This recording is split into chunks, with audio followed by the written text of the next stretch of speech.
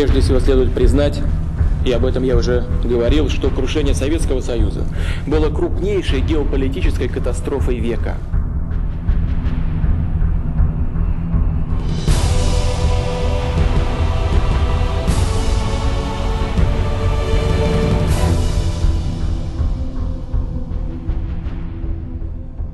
რა აქვს საერთო გერმანულ ფაშიზმსა და რუსულ კომუნიზმს? შეიძლება თუ არა ამ ორი სისტემის ერთმანეთთან შედარება? შეიძლება თუ არა რომ ორი განსხვავებული იდეოლოგია ერთი და იმავე მეთოდებით მოქმედებს? და ბოლოს შესაძლებელია თუ არა რომ 21 საუკუნეში არსებობდეს სახელმწიფო, რომლის საგარეო პოლიტიკაც ძალიან წააგავს და ფაქტობრივად იმეორებს ორივე ტოტალიტარული რეჟიმის ხელწერას. 2008 წლის აგვისტოში ცნობილმა პოლიტოლოგმა ზბიგნევ ბზეჟინსკიმ გერმანულ გაზეთ Die Welt-ისთვის მიცემულ ინტერვიუში განაცხადა, რომ რუსეთის პრემიერ-მინისტრის ვლადიმერ პუტინის საგარეო კურსი ძალიან წააგავს გასული საუკუნის 30-იანი წლების სტალინისა და ჰიტლერის პოლიტიკას. ბზეჟინსკის აზრით, პუტინის მიერ საქართველოს წინააღმდეგ რუსეთის მოქალაქეების დაცვის საბაბით წამოწყებულ სამხედრო კამპანიას ბევრი საერთო აქვს 1938 წელს ჰიტლერის აგრესიასთან სუდეტის ოლქში. პოლიტოლოგის განცხადებით 2008 წლის ომს კიდევ უფრო მეტი საერთო პარალელი აქვს ზამთრის ომთან, როდესაც სტალინი ფინეთის ანექსიას ცდილობდა. არ არსებობს მოვლენა, რომელიც ისტორიაში ზუსტად მეორდება, მაგრამ ნებისმიერ მოვლენას აქვს ანალოგი, რომელიც რაღაც ფორმით იმეორებს წარსულს. ამბობენ, ისტორია ყველაზე კარგი მასწავლებელია, რომელსაც ყველაზე ცუდი მოსწავლეები ყავს. ის, რაც ხდებოდა გასულ საუკუნეში, ამჟამადაც მეორდება ოღონდ შეცვლილი სახით. ჩვენ შევეცდებით გავარკვიოთ, შეიძლება თუ არა კომუნიზმისა და ნაციზმის შედარება და გავს თუ არა საქართველოს მიმართ რუსეთის დღევანდელი საგარეო პოლიტიკა მე-20 საუკუნის тоталитарული რეჟიმების პოლიტიკას. Ty jednotlivé doklady této snahy ისტორიაში ცალკეული მოვლენები ერთმანეთისგან განსხვავდება, მაგრამ ისინი მაინც იძლევიან შედარების საშუალებას. რადგან ასეთ სისტემებს საფუძველი თითქმის იდენტური აქვთ. განდიდების სურვილი არა მხოლოდ ნაცისტებს და კომუნისტებს ჰქონდათ. ასევე იქცეოდნენ უძველესი იმპერიებიც. მაგალითად ავიღოთ ოსმალეთის ან რომის იმპერია. მათ უზარმაზარი ტერიტორიები ეკავათ, მაგრამ მათ მმართველებს მიაჩნდათ, რომ კიდევ უფრო უნდა გაეფართოვებინათ სახელმწიფო. ანუ უახლოეს სამეზობლოში გავლენის მოპოვების საფუძველი ერთი შეხედვით თითქოს განსხვავებულია, მაგრამ ყველა მათგანი ძირითადად ერთმანეთს ჰგავს. ბოლშევიზმი, რომელიც მარქსიზმის რადიკალური მიმდინარეობა იყო, მე-20 საუკუნის დასაწყისში 1903 წელს შეიქმნა. სწორედ ბოლშევიზმი გახდა ტოტალიტარიზმის, როგორც პოლიტიკური სისტემის ფუძემდებელი. ამ მოძრაობაში გაერთიანდა მარქსისტული იდეა პროლეტარიატის მსოფლიო ბატონობის შესახებ და რუსული საზოგადოების იმპერიული ამბიციები. ბოლშევიზმის შემდეგ წარმოიშვა ჯერ იტალიური ფაშიზმი, შემდეგ უკვე გერმანული ნაციზმი. ტოტალიტარული სისტემების ჩამოყალიბებას პირველმა მსოფლიო ომმა შეუწყო. ომისგან დანგრეულ კონტინენტზე, სადაც მილიონობით ადამიანი დაიღუპა და ცხოვრების დონე მკვეთრად დაეცა, პოლიტიკურ ასპარეზზე რადიკალური პარტიები გამოჩნდნენ. ისინი მოსახლეობას ომის დასრულებასა და სოციალურ-ეკონომიკური მდგომარეობის გამოჩვენებას პირდებოდნენ. ასეთი პოპულისტური პროპაგანდისტვის ყველაზე ხელსაყრელი გარემო რუსეთის იმპერიაში აღმოჩნდა. 1917 წლის შემოდგომაზე ბოლშევიკებმა სამხედრო გადატრიალება მოაწყვეს და ძალაუფლება ხელში ჩაიგდეს. ხელისუფლების სათავეში ლენინის პარტიის მოსვლისთანავე ქვეყანაში წითელი ტერორი გამოცხადდა. ბოლშევიკებმა პოლიტიკური მოწინააღმდეგეების და მთელი სოციალური კლასების დევნა დაიწყეს. აიკრძალა ყველა პოლიტიკური პარტია კანონგარეშედ გამოცხადდა ბურჟუაზია, როგორც კლასი. რეპრესიები დაიწყო ეკლესიის წინააღმდეგ. დევნიდნენ ინტელიგენციასა და თავადაზნაურთა ფენას. ყოფილი იმპერიის ტერიტორიაზე ტოტალური ტერორი გამეფდა.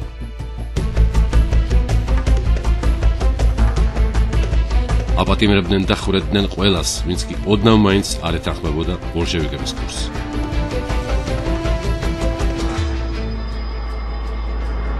ხანმოკლე პერიოდში კომუნისტებმა სამოქალაქო ომი მოიგეს და მთელ ქვეყანაში ერთპარტიული დიქტატურა დაამყარეს. ბოლშევიკების მმართველობისა და მათ მიერ დანერგილი იდეოლოგიის წყალობით საბჭოთა კავშირში სამოქალაქო საზოგადოება გაქრა. მის ნაცვლად ადამიანთა ამორფული, შეშინებული მასა ჩამოყალიბდა, რომელსაც პროტესტის გრძნობა აღარ ჰქონდა და უსიტყვოდ ასრულებდა პარტიული ბელადების ყველა მითითებას. ის კი, ვინც ახალ წყობას ეურჩებოდა, ციმბირის საკონცენტრაციო ბანაკებში ხვდებოდა. სწორედ კომუნისტებმა შექმნეს პირველად საკონცენტრაციო ბანაკების ორგანიზებული სისტემა.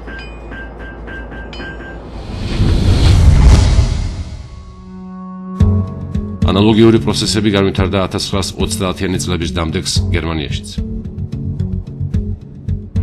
პირველ მსოფლიო ომში დამარცხებულ გერმანიაში საშინელი ეკონომიკური კრიზისი დაიწყო. ვერსალის კაბალური ზავის, რეპარაციებისა და მძიმე ეკონომიკური ყოფის გამო გერმანელთა ეროვნული თავმოყარეობა შელახული აღმოჩნდა. ამის ფონზე სულ უფრო მეტი პოპულარობით სარგებლობდა ნაციონალურ სოციალისტური პარტია. მისი ლიდერი ადოლფ ჰიტლერი გერმანელებს უმუშევრობის მოსპობას, ტერიტორიების დაბრუნებასა და ახალი იმპერიის შექმნას პირდებოდა.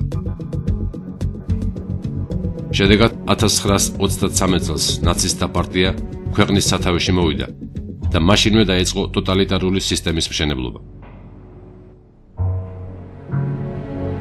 ისევე როგორც საბჭოთა კავშირში, გერმანიაშიც მმართველი პარტიის გარდა აიკრძალა ყველა სხვა პარტია. შეიზღუდა ძირითადი სამოქალაქო უფლებები.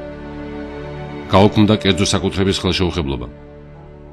სიტყვის, შეკრების, ბეჭდვის, გადაადგილების თავისუფლება. ბოლშევიკების ანალოგიურად ნაცისტებმა პოლიტიკური ოპონენტებისა და რეჟიმით უკმაყოფილო პირთათვის საკონცენტრაციო ბანაკების შექმნა დაიწყეს.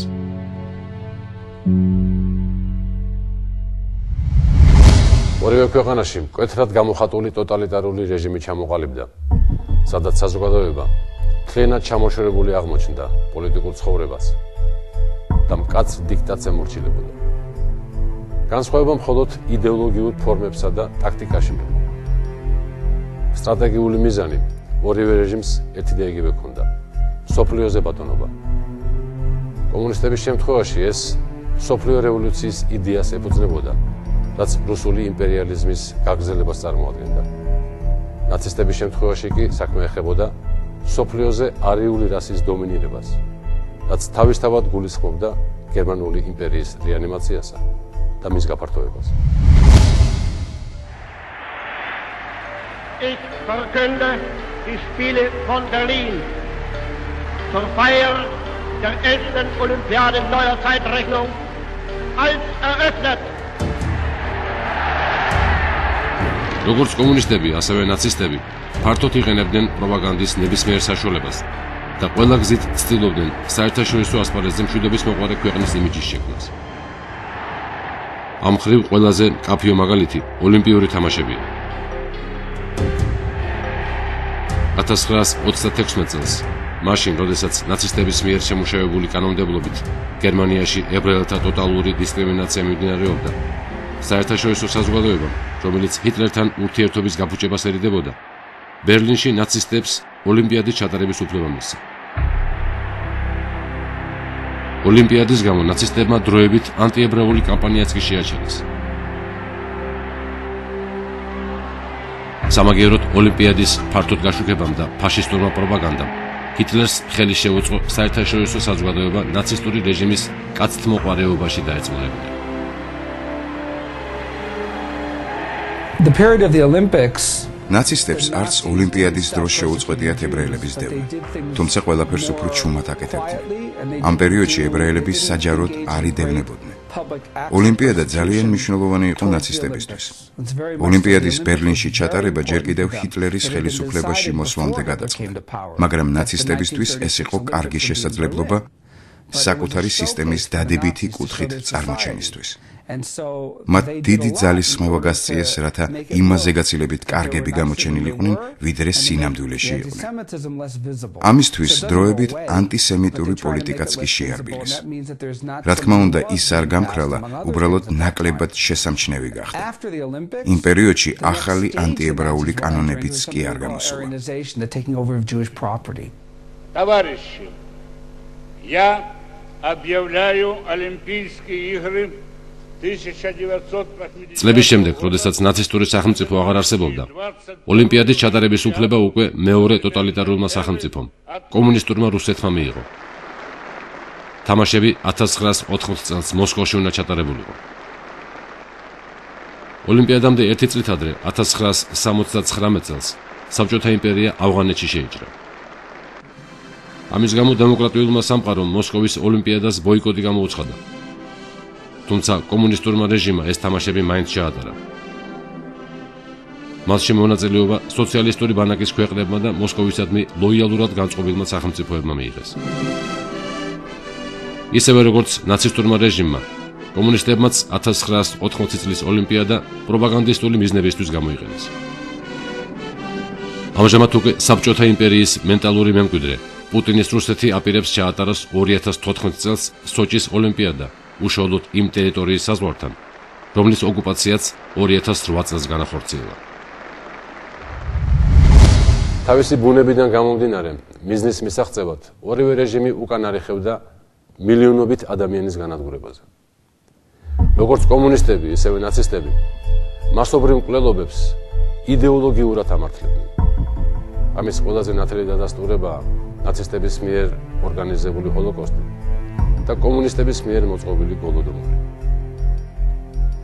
ტოტალიტარულ რეჟიმთა შორის მასობრივი მკვლელობების პიონერები ბოლშევიკები იყვნენ.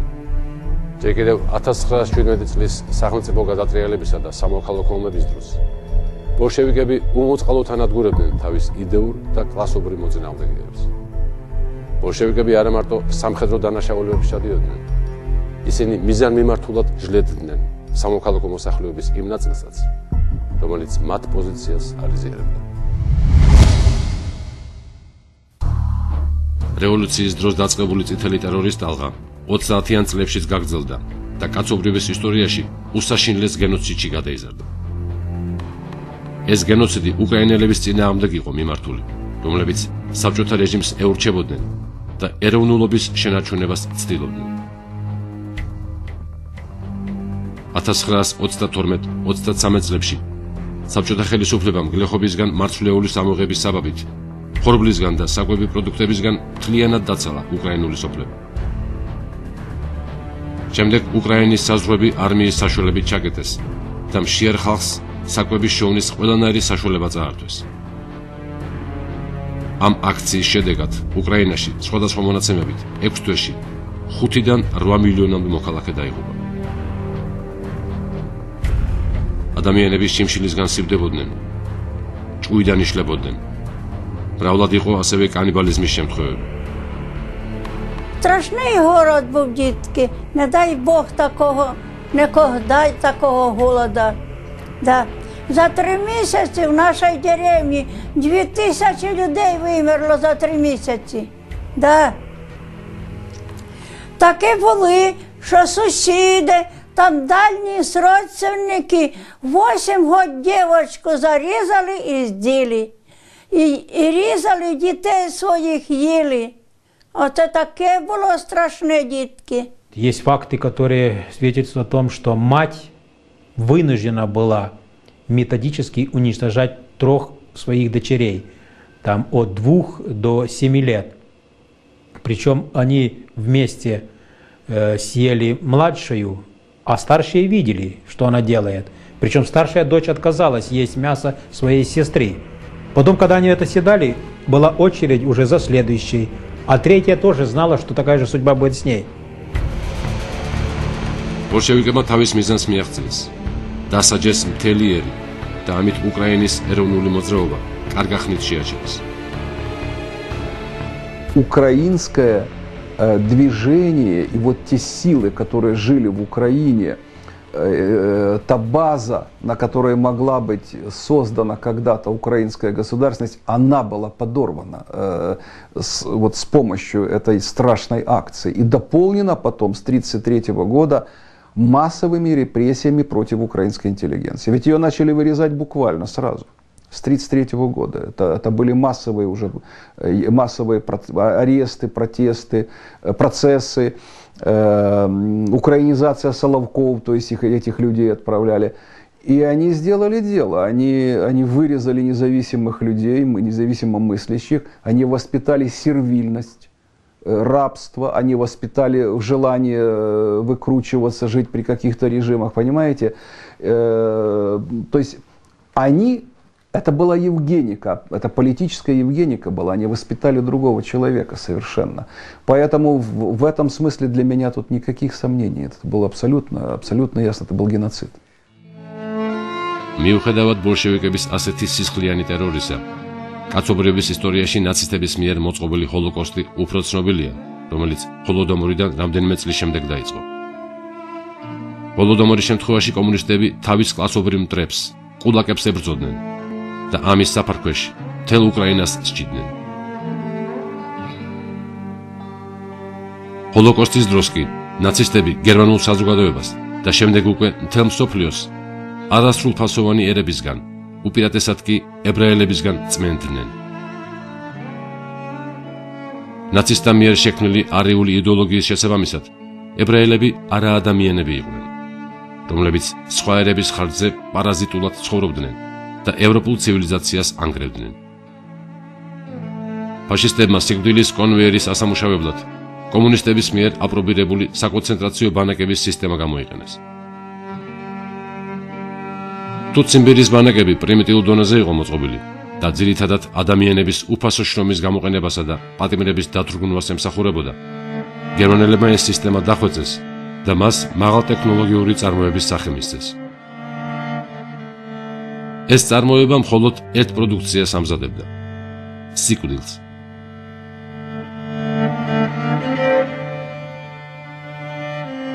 ამ სისტემის წყალობით ნაცისტებმა მოკლე დროში მხოლოდ ეთნიკური ებრაელებიდან 6 მილიონამდე ადამიანი გაანადგურეს. ამდენად ნაცისტებმაც და ბოლშევიკებმაც მოწინააღმდეგეთაგან ჯერ მტრის ხატი შექმნეს. შემდეგ მათ წინააღმდეგ მიმართული იდეოლოგია და კანონმდებლობა ჩამოაყალიბეს. ბოლოს კი მათ ფიზიკურ ლიკვიდაციას შეუდგნენ. საბჭოთა კავშირში ფაშიზმი მთავარი საფრთხობელა იყო. წლების განმავლობაში ბოლშევიკური იდეოლოგია მოსახლეობას ფაშისტების პირსისხლიან სახეს უხატავდა. თავის მხრივ ნაცისტებისთვის რუსული კომუნიზმი ნომერი პირველი მტერი იყო, რომელიც გერმანულ კულტურასა და ყოფას განადგურებით ემუქრებოდა. მაგრამ ეს მხოლოდ გარეგნული დაპირისპირება იყო. საჭიროების შემთხვევაში ორი ტოტალიტარული რეჟიმი ერთმანეთთან საკმაოდ მჭიდრო თანამშრომლობას ახერხებდა. ჯერ კიდევ 20-იან წლებში საბჭოთა კავშირი აქტიურ დახმარებას უწევდა გერმანიას სამხედრო სფეროში. ვერსალის ხელშეკრულებით პირველი მსოფლიო ომის შემდეგ გერმანიის შეიარაღებული ძალები 100,000 ჯარისკაცამდე შეიზღუდა. გაუქმდა სავალდებულო სამხედრო სამსახური. გერმანიას ჩამოერთვა სამხედრო ფლოტის 80%. აეკრძალა შეიარაღებაში მძიმე ტექნიკისა და ავიაციის ყოლა. ევროპას გერმანიაში ახალი მილიტარიზმის აღორძინების ეშინოდა. ასეთი აკრძალვის პირობებში გერმანელები წვრთნებს საბჭოთა კავშირის ტერიტორიაზე გახსნილ საიდუმლო სამხედრო ცენტრებში ატარებდნენ. ყაზანის სატანგო, ლიპეცკის საავიაციო და ვორსკის ქიმიურ სასწავლო ცენტრებში წლების მანძილზე ვერმახტის ათასობით ოფიცერმა გაიარა მომზადება.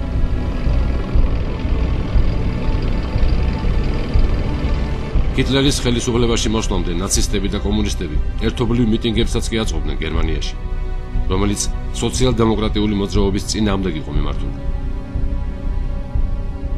მაგალითად 1930 წლის ოქტომბერში გამართულ ასეთ მიტინგზე ნაცისტებიდან სიტყვით იოზეფ ჰებელსი გამოვიდა. კომუნისტების მხრიდან კი ჰაინც ნოიმანი. გარკვეულწილად სწორედ საბჭოთა კავშირისა და გერმანული კომუნისტური პარტიის ქმედებებმა განაპირობა ჰიტლერის პარტიის გამარჯვება. კრემლის დავალებით კომუნისტები გერმანიაში სოციალ-დემოკრატებს ებრძოდნენ, რის შედეგადაც არჩევნებზე მათ ხმებს ართმევდნენ.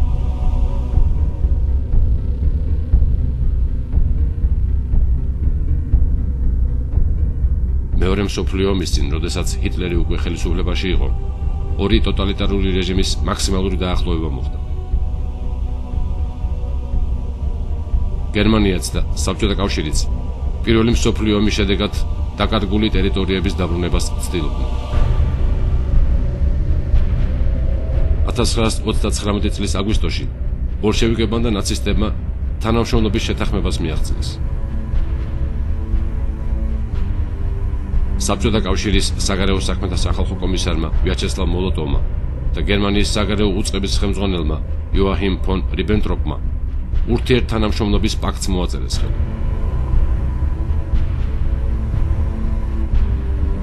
პაქტის საიდუმლო ნაწილის მიხედვით ახალი პარტნიორები ევროპაში გავლენის სფეროებს ინაწილებდნენ. მოსკოვი არ გააპროტესტებდა გერმანიის თავდასხმას პოლონეთზე. ამის სანაცვლოდ პოლონეთი შუაზე გაიყოფოდა. გარდა ამისა, კრემლის გავლენის სფეროდ ცხადდებოდა ბალტიის ქვეყნები, ფინეთი და ბესარაბია. გერმანია და საბჭოეთი სტრატეგიულ პარტნიორებად ჩამოყალიბდნენ. ტერიტორიების განაწილებით გამოჩნდა, რომ მათ პრაქტიკულად შუაზე გაყვეს პოლონეთი. ორ სახელმწიფოს შორის ბალტიის ზღვიდან შავ ზღვამდე გაივლო სადემარკაციო ხაზი. ორ დიქტატორს შორის მიღწეული შეთანხმება დაახლოებით ასეთი იყო. ეს ჩვენი ინტერესების სფეროა, დანარჩენი თქვენი. ჩვენთვის სულ ერთია თუ რას გააკეთებთ თქვენს ტერიტორიაზე, მაგრამ ამასთანავე თქვენ არ უნდა ჩაერიოთ ჩვენს გავლენის ზონაში. ამ შეთანხმებით ჰიტლერმა გარანტია მიიღო, რომ აღმოსავლეთიდან გერმანიას თავს არ დაესხმოდნენ.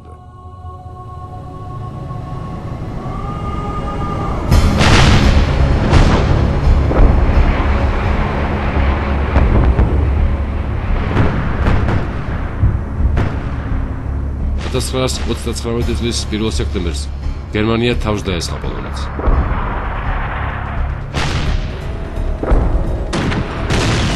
ორ კვირაში კი ბერლინთან შეთანხმებული გეგმის მიხედვით პოლონეთის წინააღმდეგ ინტერვენცია დაიწყო საბჭოთა კავშირმაც.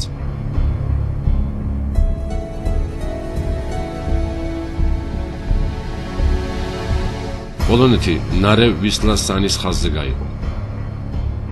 კრემლმა მიიღო 196,000 კვადრატული კილომეტრის ტერიტორია, სადაც 13 მილიონამდე ადამიანი ცხოვრობდა. საბჭოთა კავშირის შემადგენლობაში აღმოჩნდა ლვოვი, ვილნიუსი, როვნო, ბრესტი. ამ ტერიტორიების ნაწილი მოსკოვმა უკრაინას შეუერთა, ხოლო ნაწილი ბელორუსს. ორად გაიყო გერმანიის მიერ კონტროლირებული პოლონური ტერიტორიებიც. ლოძის, კატოვიცეს, პოზნანის და დანციგის რაიონი პირდაპირ მესამე რაიხს შეუერთეს. დანარჩენ ტერიტორიებზე კი გენერალად საგუბერნატოროს სახით საგანგებო ტერიტორიული ერთეული შექმნეს, რომელიც მთლიანად საოკუპაციო რეჟიმის მიერ იმართებოდა. გერმანიასა და საბჭოთა კავშირის შორის მეგობრობის ნიშნად ბრესტ-ლიტოვსკში ერთობლივი სამხედრო აღლუმი ჩატარდა. აღლუმს ვერმახტის ფელდმარშალი გუდერიანი და საბჭოთა კომბრიგი კრივოშეიენი იბარებდნენ.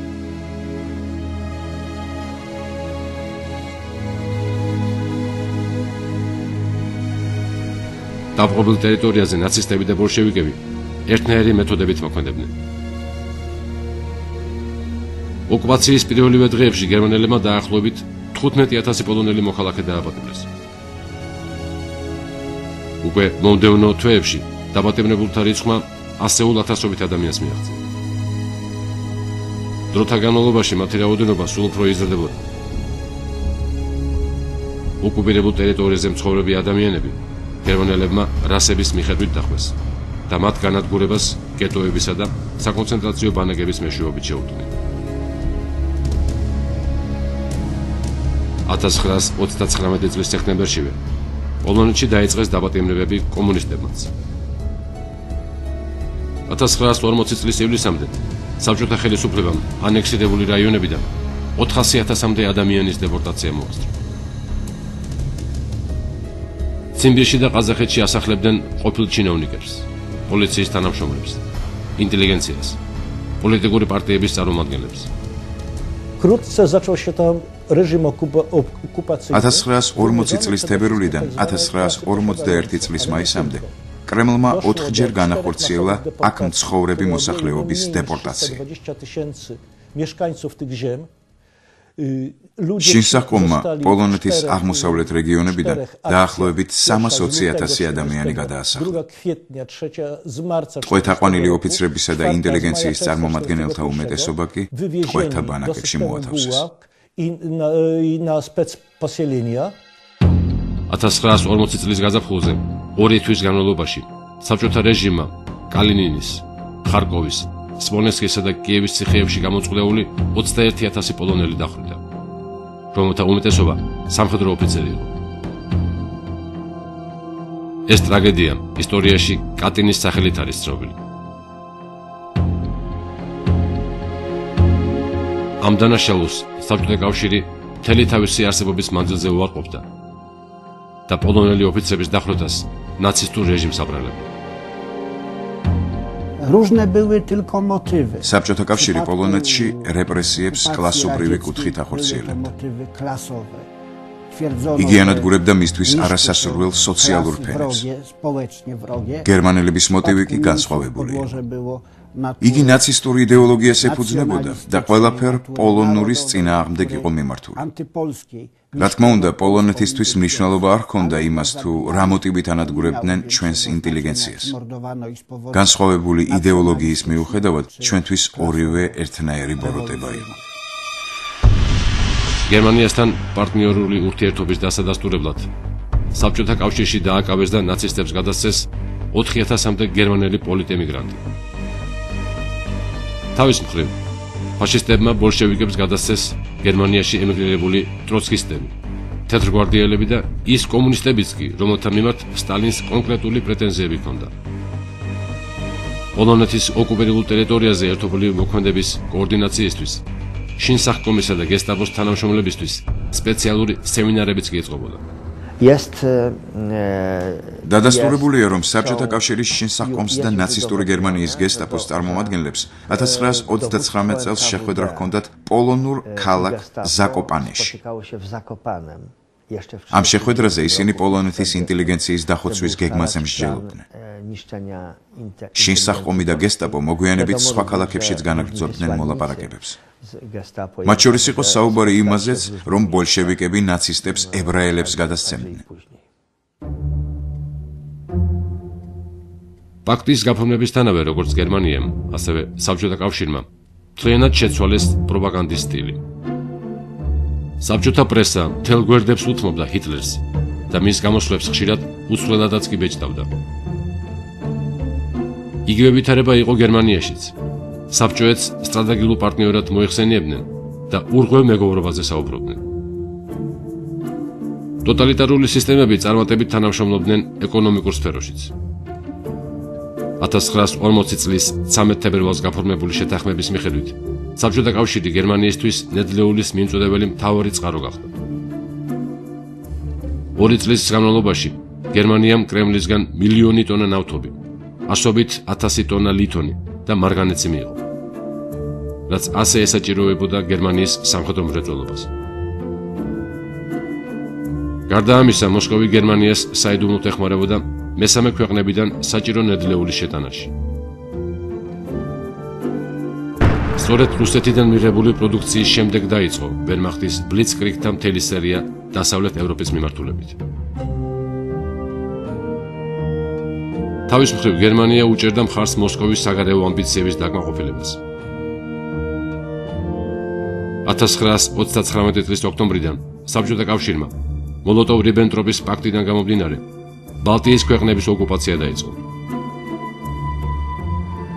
ბერლინმა, რომელიც მნიშვნელოვან გავლენას ფლობდა ამ რეგიონში, ბალტიის სახელმწიფოებს კრემლის პირობებზე დათანხმება ურჩია. ორ თვეში მოსკოვმა ჯარები შეიყვანა ლატვიაში, ესტონეთში და ლიტვაში. შემდეგი სამიზნე უკვე ფინეთი იყო. My elder brother of 3.5 years elder of me.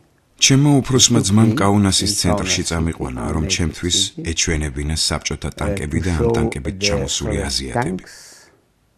As he sat with Asiats.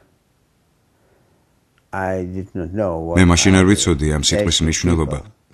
მე გავიგე თუ ვინ იყვნენ აზიატები. მაშინ პირველად ვნახე ისინი კაუნასში. ქალაქის ცენტრალურ ქუჩებში არაევროპული შესახედაობის ჯარისკაცები და წითელ ვარსკვლავიანი ტანკები იდგნენ. Soldiers of non-European faces. Yes. მოგვიანებით უფრო კარგად დავინახე თუ როგორი იყო საბჭოთა პოლიტიკა. კომუნისტები განსხვავებული კულტურის მქონე ერებს ერთმანეთს უპირისპირებდნენ. ამით კომუნისტებს სურდათ, რომ ამ ერებს ერთმანეთთან საერთო ენა არ გამოენახათ. Not able to find common language. ეს იყო ჩემი პირველი შტაბეჭდილება ტანკების დანახვაზე, რომლებიც მოადგნენ ჩემს სახლს და ქალაქ კაუნასის ცენტრს. აგრესიის დროს ტოტალიტარული რეჟიმების ხელწერა თითქმის ყოველთვის ერთნაირი იყო. განსხვავება შეიძლება დეტალებში ყოფილიყო, მაგრამ მოქმედების მანერა ერთმანეთს საოცრად. 1939 წლის 1 სექტემბერს პოლონეთის წინააღმდეგ ომის წამოწყების საბაბი სასაზღვრო ინციდენტი გახდა. გერმანული სპეცსამსახურების მიერ ორგანიზებული იყო ოპერაცია, რომლის დროსაც პოლონურ სამხედრო ფორმაში გადაცმული გერმანელი სამხედროები თავს დაესხნენ საზღვართან მდებარე გერმანულ რადიოსადგურს. ეს ფაქტი ბერლინმა საბაბად გამოიყენა და პოლონეთის წინააღმდეგ ფართო მასშტაბიანი საბრძოლო მოქმედებები დაიწყო. იგივე სცენარით მოქმედებდა კრემლი ფინეთის წინააღმდეგ. 1939 წლის 26 ნოემბერს მოსკოვმა ფინეთის საზღვართან სოფელ მაინილაში განლაგებული საკუთარი საჯარისო ნაწილი დაბომბა. ინციდენტში ფინური მხარე დაადანაშაულა და შემდეგ ომი დაიწყო. ორივე შემთხვევაში ხელწერა იდენტური იყო. როგორც ნაცისტები, ასევე კომუნისტები თავისი აგრესიის გასამართლებლად წინასწარ დაგეგმილ პროვოკაციებს იყენებდნენ და შემდეგ ომის გაჩაღებაში სხვა სადანაშაულებდნენ. Soviet historiography of course saw that it was the Finnish. საბჭოთა ისტორიოგრაფია რასაკვირველია ირწმუნება, რომ საბჭოთა კავშირს ფინეთი დაესხა თავს. მაგრამ როგორც ვიცით, 1990-იანი წლების საბჭოთა ისტორიოგრაფია შეიცვალა და საპირისპირო დამტკიცდა. დოკუმენტებით არის დამტკიცებული, რომ ვითარების პროვოცირებას საბჭოთა კავშირის საიდუმლო პოლიციამ მოახდინა. ეს იყო შოუს მაგვარი, რათა საბჭოთა კავშირს ომის წარმოების მიზეზი ჰქონოდა.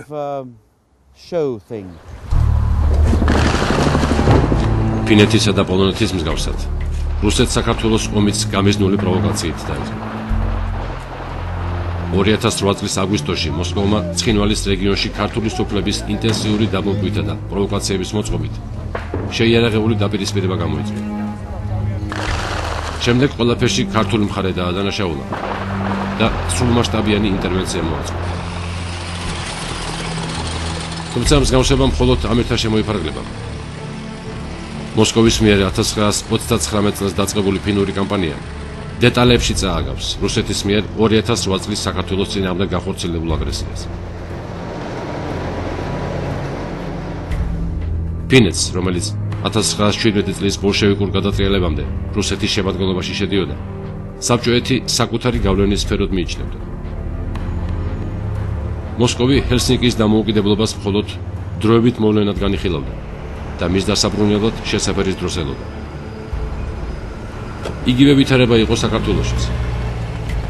საბჭოთა კავშირის დაშლას კრემლის ლიდერები იმპერიის დროებით წარუმატებლობად მიიჩნევდნენ და საქართველოს მუდამ თავისი გავლენის სფეროთ აღიქვამდნენ, რომელიც ადრე თუ გვიან ისევ რეანიმირებული იმპერიის შემადგენლობაში უნდა აღმოჩენილიყო. ისევე როგორც 1939 წელს თითქმის იგივე ტიპის პროპაგანდას ახორციელებდა მოსკოვი 2008 წელსაც. ფინეთის ომის დროს წითელი არმიის ჯარისკაცებს ეუბნებოდნენ, რომ ფინეთი ვერ ეგულა დაესხა თავს საბჭოთა კავშირს და ბოლშევიკების ამოცანა იყო გაეთავისუფლებინათ ფინელი მუშათა კლასი იმპერიალისტების ჩაგვისგან. საბჭოური გაზეთები წერდნენ, რომ წითელი არმია ყველაზე მშვიდობისმოყვარე არმია იყო და მას პირისპირდება კაპიტალისტების მიერ მოსყიდული ჯარი. ხალხს არწმუნებდნენ, რომ ომის გაჩაღებაში დამნაშავე ფინეთის მთავრობა გახდა, ხოლო უბრალო ფინელები საბჭოების მიმართ მეგობრულად იყვნენ განწყობილი. Finnish people, everybody understood that this ფინელ ხალხს ყველას ესმოდა, რომ ეს საბჭოთა პროპაგანდა, რომ საბჭოთა კავშირი ნამდვილად არ ცდილობდა ფინეთთან მშვიდობის მიღწევას. არამედ ცდილობდა ფინეთის სამართავად ყოლოდა საკუთარი მარიონეტული მთავრობა. ამრიგად, კუსინენის მთავრობის პროკლამაციები ფინელებმა ტუალეტის ქაღალდად გამოიყენეს. რა თქმა უნდა, რუსები პროპაგანდით ცდილობდნენ მიემხროთ საზოგადოების მემარცხენე ნაწილი, მაგრამ მათი ეს წამოწყება სრული წარუმატებლობით დასრულდა. ამ ხრივ სურათი არც 2008 წელს შეცვლიდა. რუსეთის მოსახლეობასა და ჯარისკაცებს ეუბნებოდნენ, რომ აგრესორი დასავლელი ინსტრუქტორების მიერ მომზადებული ქართული არმიაა, რომელმაც ცხინვალში 2000-ზე მეტი მშვიდობიანი მოქალაქე მოკლა და რუსეთის ვალია შეაჩეროს საქართველოს მთავრობის მიერ დაგეგმილი გენოციდი. ფინეთის ომის დროს კრემლი აცხადებდა, რომ იგი მხოლოდ მანერჰეიმის ანტისახალხო ფაშისტურ მთავრობას ებრძოდა და არა ფინელ ხალხს. 2008 წელს რუსეთის ხელისუფლება იგივეს ემეორებდა საქართველოს მიმართაც. მოსკოვის განცხადებით, მათ მხოლოდ საქართველოს პროდასავლური მთავრობა არ მოსწონდათ, ხოლო მოძმე ქართველი ერის საწინააღმდეგო არაფერი გააჩნდათ. Rosji wobec Gruzji, że trzeba uczynić wszystko, żeby Gruzję ratować. ჩვენ ყველაფერს ვაკეთებდით იმისათვის, რომ საქართველო რუსეთის აგრესიისგან დაგვეცვა. ჩემი აზრით, საქართველოში ინტერვენციით რუსებს პრეზიდენტ მიხეილ სააკაშვილის ჩამოგდება სურდათ. მათი მიზანი იყო ასევე საქართველოს გავლით აზერბაიჯანული გაზის ექსპორტის შეჩერება. რუსული აგრესიის დაწყების დროს პრეზიდენტი ჯორჯ ბუში პეკინში მიემგზავრებოდა ოლიმპიადის გახსნაზე. ჩემი ძმისა და მისი საუბარი თვითმფრინავშივე შედგა და როდესაც ბუშის თვითმფრინავი პეკინში დაჯდა, ამერიკის პრეზიდენტმა მაშინვე განაცხადა, რომ არსებობს კონფლიქტის გაღრმავების საფრთხე. სრულიად ნათელი იყო, რომ რუსების სტრატეგიული მიზანი საქართველოს ხელში ჩაგდება იყო. თითქმის იდენტურად მიმდინარეობდა სამხედრო კამპანიაც. საბჭოები ფინეთს ორი მიმართულებით უდავდნენ. ძირითადი დარტყმა კარელიის ყელიდან ჰელსინკის მიმართულებით ხორციელდებოდა. ქვეყნის ჩრდილოეთით სუმოსალმის მხრიდან მოქმედ არმიას კი ქვეყანა შუაზე უნდა გაეყრიჭა. რათა მოწინააღმდეგე ძირითადი კომუნიკაციების გარეშე დარჩენილიყო და პორტ ბოულუდან ომის წარმოებისთვის საჭირო რესურსების მიღება შეეფერხებინა. 2008 წლის აგვისტოშიც რუსების მთავარ ამოცანას საქართველოს დედაქალაქის თბილისის აღება წარმოადგენდა. რუსულმა არმიამ გორთან ცენტრალური მაგისტრალი გადაკეტა, რითაც ქვეყანა შუაზე გაჭრა. ხოლო აფხაზეთიდან შემოსულმა საარმიო დაჯგუფებამ სრულ ბლოკადაში მოაქცია ფოთის ნავსადგური. როგორც ფინეთის, ასევე საქართველოს შემთხვევაშიც კრემლმა თავარ მიზანს ვერ მიაღწია. ორივე ქვეყანამ დამოუკიდებლობა შეინარჩუნა. ორივე შემთხვევაში მოსკოვმა ტერიტორიის გარკვეული ნაწილის მიტაცება შეძლო. ფინეთმა საბჭოთა კავშირთან სამშვიდობო ხელშეკრულება გააფორმა, რომლის მიხედვითაც მან თავისუფლების სანაცვლოდ ქვეყნის მნიშვნელოვანი ტერიტორია დათმო. 1929 წლის 12 მარტს მხარეებმა ხელი მოაწერეს სამშვიდობო ხელშეკრულებას, რომლის ძალითაც საბჭოთა კავშირს გადაეცა კარელიის ყელი და ქალაქი ვიიპური. მოსკოვის იურისდიქციაში გადადიოდა ფინეთის ყურეში მდებარე კუნძულები, ასევე ბარენცის ზღვასთან მდებარე პეტსამოს ოლქი და ნახევარკუნძულები რიბაჩი და სრედნი. ლადოგის ტბა მთლიანად საბჭოთა კავშირს რჩებოდა. გარდა ამისა, კრემლმა სამხედრო საზღვაო ბაზის მოსაწყობად 30 წლიანი იჯარით მიიღო ნახევარკუნძული ჰანკო. საერთო ჯამში ფინეთმა საკუთარი ტერიტორიის 1/10 დაკარგა. Monelta meistä tuli kyynel silmään. მახსოვს ბევრ ჩვენგანს თვალს სრემლი მოერია. გარეთ გავედი. ცხენით ჩავიარე მშობლიურ უბნებში. რკინიგზის სადგურზე რაც კი რამ ჩვენი ტექნიკა იყო, ფინეთში გავამგზავრეთ. მალე იქაურობის დატოვება ყველას მოგვიწევდა. გზად ხეხილის ბაღს ჩაუარე, შევნიშნე დროშის სტარი დარჩენილი. მოვაძვრე და სამად დავხერხე, რომ ამ დროშის სტარზე სხვა დროშას არ ეფრიალა. ეს იყო პროტესტი 18 წლის ბიჭისა, იმის გამო, რომ მან დაკარგა მიწა, რომელსაც მისი წინაპრების 10 თაობა ამუშავებდა. საქართველოს შემთხვევაში რუსეთს ამჟამად ქვეყნის 20% აქვს ოკუპირებული. თუმცა სამართლებრივად ამ ძალადობის დაკანონების თეორიული შანსიც კი არ არსებობს.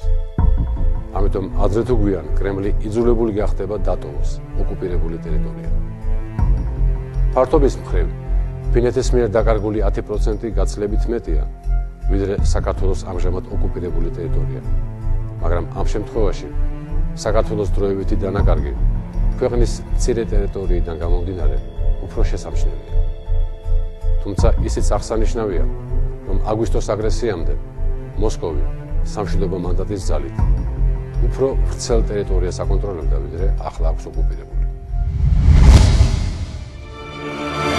2008 წლამდე კონფლიქტის ზონად ითვლებოდა ტერიტორია ქალაქ ცხინვალის ცენტრიდან 15 კილომეტრის რადიუსით. გარდა ამისა, დაწესდა უსაფრთხოების დერეფანი, რომელიც ყოფილი სამხრეთ ოსეთის ავტონომიური ოლქის ადმინისტრაციული საზღვრის გასწვრივ 14 კილომეტრიან ზოლში ადგენდა. 7 კილომეტრს ადმინისტრაციული საზღვრის ორივე მხარეს. ეს იმას ნიშნავდა, რომ რუსეთს საქართველოს სიღრმეში მოქმედების ოფიციალური ნება ჰქონდა.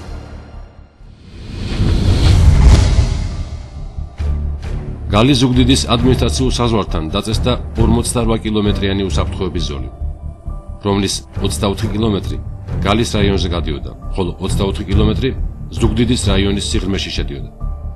ამ ზონაში იზღუდებოდა ნებისმიერი ტიპის მძიმე ტექნიკის, არტილერიის, აგრეთვე სამხედრო ფორმირებების დისლოცირება. რუსეთის აგრესიის შეჩერებაში, როგორც ფინეთის, ასევე საქართველოს შემთხვევაში, მნიშვნელოვანი როლი ითამაშა საერთაშორისო საზოგადოების განწყობა. ფინეთში დაწყებულმა ომმა საბჭოთა კავშირის საერთაშორისო იზოლაცია გამოიწვია. 1929 წლის 14 დეკემბერს საბჭოთა კავშირი ერთა ლიგიდან გარიცხეს. 1940 წლის თებერვლის ბოლოს კი, როდესაც ჰელსინკის რეალური საფრთხე დაემუქრა, დიდმა ბრიტანეთმა დიპლომატიური არხებით მოსკოვს აცნობა, რომ იგი შეშფოთებულია ფინეთში განვითარებული მოვლენებით. ლონდონი იმედს გამოთქვამდა, რომ საბჭოთა კავშირი არ დაუშვებდა ვითარების კიდევ უფრო გამწვავებას, რაც უთუოდ გამოიწვევდა კონფლიქტში მესამე ძალის ჩართვას. ამის გამო კრემლმა ჰელსინკიზე შეტევაში აჩერა.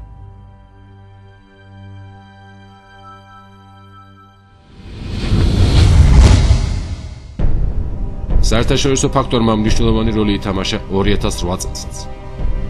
საქართველოს მხარდამჭერი განცხადება გააკეთა ამერიკის პრეზიდენტმა ჯორჯ ბუშმა. რუსეთი თავს დაესხა სუვერენულ მეზობელ სახელმწიფოს და ემუქრება ხალხის მიერ დემოკრატიულად არჩეულ მთავრობას. ასეთი ქმედება მიუღებელია 21 საუკუნეში, განაცხადა მან. რუსეთის აგრესია დაგმო ევროკავშირმაც, რომლის მიერ გავრცელებულ მიმართვაში აღნიშნული იყო, რომ არსებული კონფლიქტი უნდა გადაჭრილიყო საქართველოს ტერიტორიული მთლიანობის დაცვის კონტექსტში.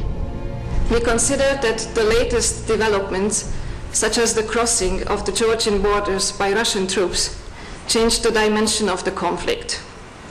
We therefore call upon Russia to stop immediately all military activity on Georgian territory. We consider Russia to be responsible for the entering of its troops on Georgian territory. 12 აგვისტოს, როდესაც საქართველოს სახელმწიფოებრიობას ჯერ კიდევ უდიდესი საფრთხე ემუქრებოდა და რუსული ტანკები თბილისიდან სულ რამდენიმე 10 კილომეტრში იმყოფებოდნენ. საქართველოს მხარდასაჭერად თბილისში პოლონეთის, ლიტვის, ესტონეთის, ლატვიისა და უკრაინის პირველი პირები ჩამოვიდნენ. ლეხ კაჩინსკი, ვალდას ადამკუსი, ტომას ჰენდრიკ ილვესი, ივარს გოდმანისი და ვიქტორ იუშენკო თბილისში რუსთაველის პროსპექტზე მიმდინარე მრავალ ათასიან მიტინგზე გამოვიდნენ და საქართველოსადმი თანადგომა გამოხატეს.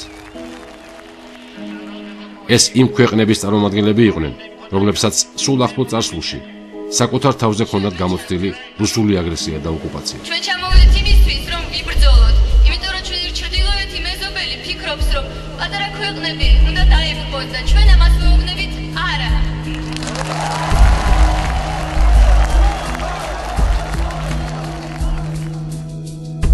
ბალტიის ქვეყნების ლიდერები იმ სამ სახელმწიფოს წარმოადგენდნენ, რომლებმაც 1939 წელს ნაცისტებისა და კომუნისტების გარიგების შედეგად დიდი ხნით დაკარგეს დამოუკიდებლობა. ეს სწორედ ის ქვეყნებია, სადაც საბჭოთა ოკუპაციამ, გადასახლებებმა და რეპრესიებმა მნიშვნელოვნად შეცვალა დემოგრაფიული სურათი.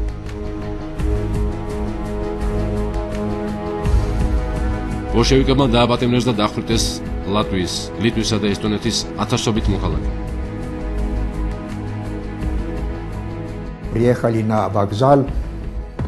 მიგვიყვანეს რკინიგზის სადგურზე და ბრძანების მიხედვით ოჯახის უფროსები ცალკე ვაგონებისკენ წაიყვანეს. პატარა ბავშვები და მათი დედები კი დროებით სადგურზე დატოვეს. ყოველთვის მემახსოვრება თუ როგორ დაგვაშორეს მამას. როდესაც იგი წაიყვანეს, მას მხარზე ზურგჩანთა ჰქონდა, ხელში კი რაღაც ეჭირა.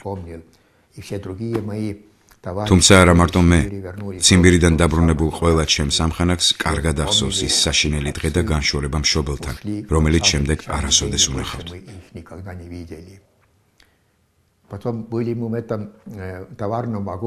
სატვირთო ვაგონები, რითაც დეპორტირებულები უნდა წაეყვანათ ციმბირში, ხალხით იყო სავს. მე და ჩემი მცირეწლოვანი და-ძმაც აქ შეგვიყვანეს. ვაგონში საშინელი სიცხე და აუტანელი პირობები იყო. ციმბირისკენ მიმავალ გზაზე ჩვენ დიდი ტანჯვა და განსაცდელი გადავიტანეთ.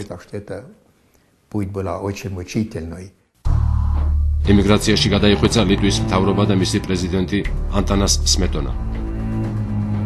ლატვიისა და ესტონეთის პრეზიდენტები, რომლებიც სხვადასხვა მიზეზის გამო საკუთარ ქვეყანაში დარჩნენ, საბჭოთა სისტემამ იმსხვრებდნენ. 1940 წლის ზაფხულში დააპატიმრეს და ოჯახთან ერთად გადაასახლეს ლატვიის პრეზიდენტი კარლეს ულმანისი. 2 წლის შემდეგ იგი თურქმენეთში გარდაიცვალა. იგივე ბედი ეწვია ესტონეთის პრეზიდენტს კონსტანტინ პიაცაც. პიაცი უფაში გადაასახლეს. შემდეგ კი ბრალის წაყენების გარეშე ციხეში ჩასვეს. ესტონეთის პრეზიდენტმა სიცოცხლე 1952 წელს ფსიქიატრიულ კლინიკაში დაასრულა. 12 აგვისტოს ქართველ ერთან ერთად იდგა უკრაინის პრეზიდენტი ვიქტორ იუშენკო. იმ ქვეყნის პრეზიდენტი, რომლის მოსახლეობას ბოლშევიკებმა 1932-33 წლებში მშიერი გენოციდი მოუწყვეს და ცივ ზამთარში საკვებად მხოლოდ საკუთარი ოჯახის წევრები დაუტოვეს. Власть империи поняла, что если не задушить эту Украину, то национальное сознание там уже настолько поднимается, что потом российская власть ничего не сможет сделать, она не сможет удержать Украину, так сказать, под своей властью. Поэтому решили, вот, так сказать, четвертовать все население, убить значительную часть, ну и ослабить национальный организм, чтобы он был не в состоянии восстать за самостоятельность. ყველა ეს პრეზიდენტი საქართველოში პოლონეთის პირველი პირის ლეხ კაჩინსკის ინიციატივით ჩამოვიდა. პიროვნება, რომელმაც საკუთარი ქვეყნის მაღალიძე კარგად იცოდა როგორც ნაცისტური, ასევე კომუნისტური რეჟიმების სისასტიკე. ჩვენი ქვეყნისთვის უმძიმეს წუთებში საქართველოს გვერდით დადგა. თავის დროზე 1921 წელს ბოლშევიკების მიერ დევნილი ქართველი პატრიოტები პოლონეთმა შეიფარა და შემდეგ ისინი პოლონურ არმიაში განაგრძობდნენ სამსახურს. მეორე მსოფლიო ომში ქართველი ოფიცრები პოლონელების მსგავსად ებრძოდნენ ფაშისტებს. პოლონელებთან ერთად კომუნისტები კატენში ქართველ ოფიცრებსაც უბრალდნენ. 2008 წელს საქართველოში ჩამოსვლით ლეხ კაჩინსკიმ კიდევ ერთხელ დაამტკიცა, რომ ტოტალიტარული რეჟიმის წინააღმდეგ პოლონეთისა და საქართველოს ერთობლივი ბრძოლა 21 საუკუნეშიც გრძელდება.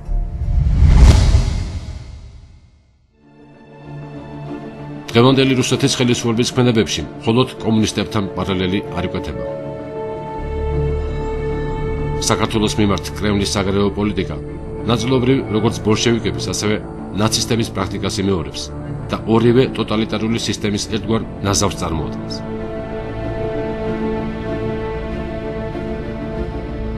ყველაზე მკაფიო პარალელი 1938 წელს გერმანიის მიერ ჩეხოსლოვაკიის წინააღმდეგ განხორციელებული აგრესიაა. ნაცისტების მთავარ მიზანს ჩეხოსლოვაკიის სრული ოკუპაცია წარმოადგენდა და ამ მიზნის მისაღწევად ბერლინმა სეპარატიზმი გამოიყენა. Existují vojenské spôsoby. არსებობს სამხედრო საშუალებები იმისა, თუ როგორ უნდა დაიმორჩილოს დიდმა ქვეყანამ პატარა სახელმწიფო. ეს საშუალებები ძალიან წააგავს ერთმანეთს. ჩეხოსლოვაკიის უახლეს ისტორიაშიც არის ამის მაგალითები. 1968 წლის მოვლენები, ან კიდევ 1938 წლის ფაქტი, როდესაც ნაცისტებმა ჩვენი ოკუპაცია მოახდინეს. საქართველოსთან დაკავშირებით კი ამის მაგალითი სამხრეთ ოსეთი და აფხაზეთია.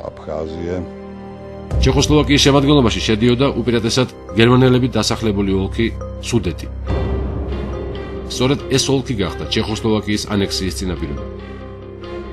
ჰიტლერი აცხადებდა, რომ იგი არ დაუშვებდა ჩეხების მხრიდან გერმანელების უფლებების დარღვევას და მზად იყო თანამემამულეები სამხედრო ძალითაც კი დაეცვა.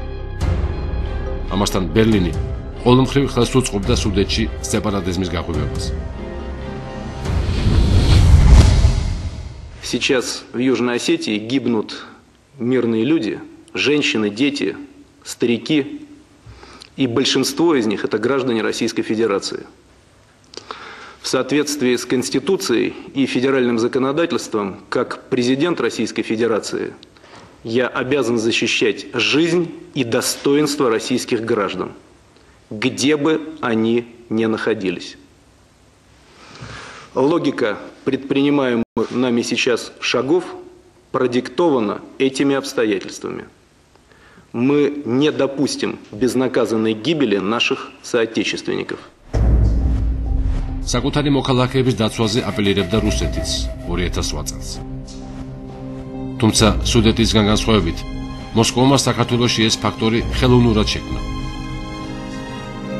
2002 წელს რუსეთში მოქალაქეობის ახალი კანონი მიიღეს, რომლის თანახმად საბჭოთა კავშირის ყოფილ მოქალაქეებს რუსეთის მოქალაქეობის მიღება გამარტივებული წესით შეეძლოთ. ამ კანონის საფუძველზე კრემლმა საქართველოს სეპარატისტული რეგიონების ათვისება დაიწყო. მოკლე დროში რუსეთის მოქალაქეების რიცხვმა, როგორც აფხაზეთში, ასევე ცხინვალის რეგიონში, მთელი მოსახლეობის 90%-ს გადააჭერა. სწორედ ამის შემდეგ დაიწყო კრემლმა საუბარი საკუთარი მოქალაქეების დაცვის თაობაზე, რომელსაც თან სამხედრო ძალის გამოყენების მუხარა ერთვოდა. სუდეტში ჰიტლერის პოლიტიკას სუდეტელი გერმანელების პარტია ატარებდა, რომელსაც კონრად ჰენლეინი ხელმძღვანელობდა. ჰენლეინის პარტიის ფუნქციონერებისათვის მესამე რაიხი ყოველწლიურად დაახლოებით 8 მილიონ კრონას ხარჯავდა. Na druhé straně existovaly tajné kanály, o kterých mnohdy ovšem nevěděl. არსებობდა საიდუმლო არხები, რომლის საშუალებითაც ხდებოდა სუდეტელ გერმანელთა პარტიის დაფინანსება. ამ არხების შესახებ პრაღაში გერმანიის ელჩმაც კი არ იცოდა. პრინციპში აქტიური დაფინანსება უკვე 1934 წლის გაზაფხულიდან დაიწყო. ჰენლეინის პარტიისთვის გაწეული ფინანსური მხარდაჭერა მარტო პირველი 2 წლის განმავლობაში 300,000 მარკით გამოიხადა. ამის შედეგად სუდეტელ გერმანელთა პარტია ჩეხოსლოვაკიაში უძლიერესი პარტია გახდა და მან გერმანიის პოლიტიკაშიც მნიშვნელოვანი ადგილი დაიკავა. Několik desetin procenta nejsilnější stranou v tehdejším Československu vůbec. სუდეტელები უშუალოდ ბერლინის დირექტივებს ასრულებდნენ. ამ დირექტივების საფუძველზე ჰენლეინის პარტია მოსახლეობაში აქტიურად ნერგავდა ანტიჩეხურ და სეპარატისტულ განწყობებს. იგი სუდეტის ფართო ავტონომიას და პერსპექტივაში ამ მხარის გერმანიასთან შეერთებას მოითხოვდა. ნაცისტთა მიზანს სუდეტში ვითარების მაქსიმალური დესტაბილიზაცია და კონფრონტაციის პროვოცირება წარმოადგენდა. ჰიტლერმა ჰენლეინს პირდაპირ დავალება მისცა, რომლის მიხედვითაც სუდეტელებს არ უნდა მიეღოთ ჩეხოსლოვაკიის მთავრობის არც ერთი სამშვიდობო გეგმა და პრაღისთვის ისეთი მოთხოვნები უნდა წაეყენებინათ, რომლის შესრულებაზეც ბენეშის მთავრობა უარს იტყოდა.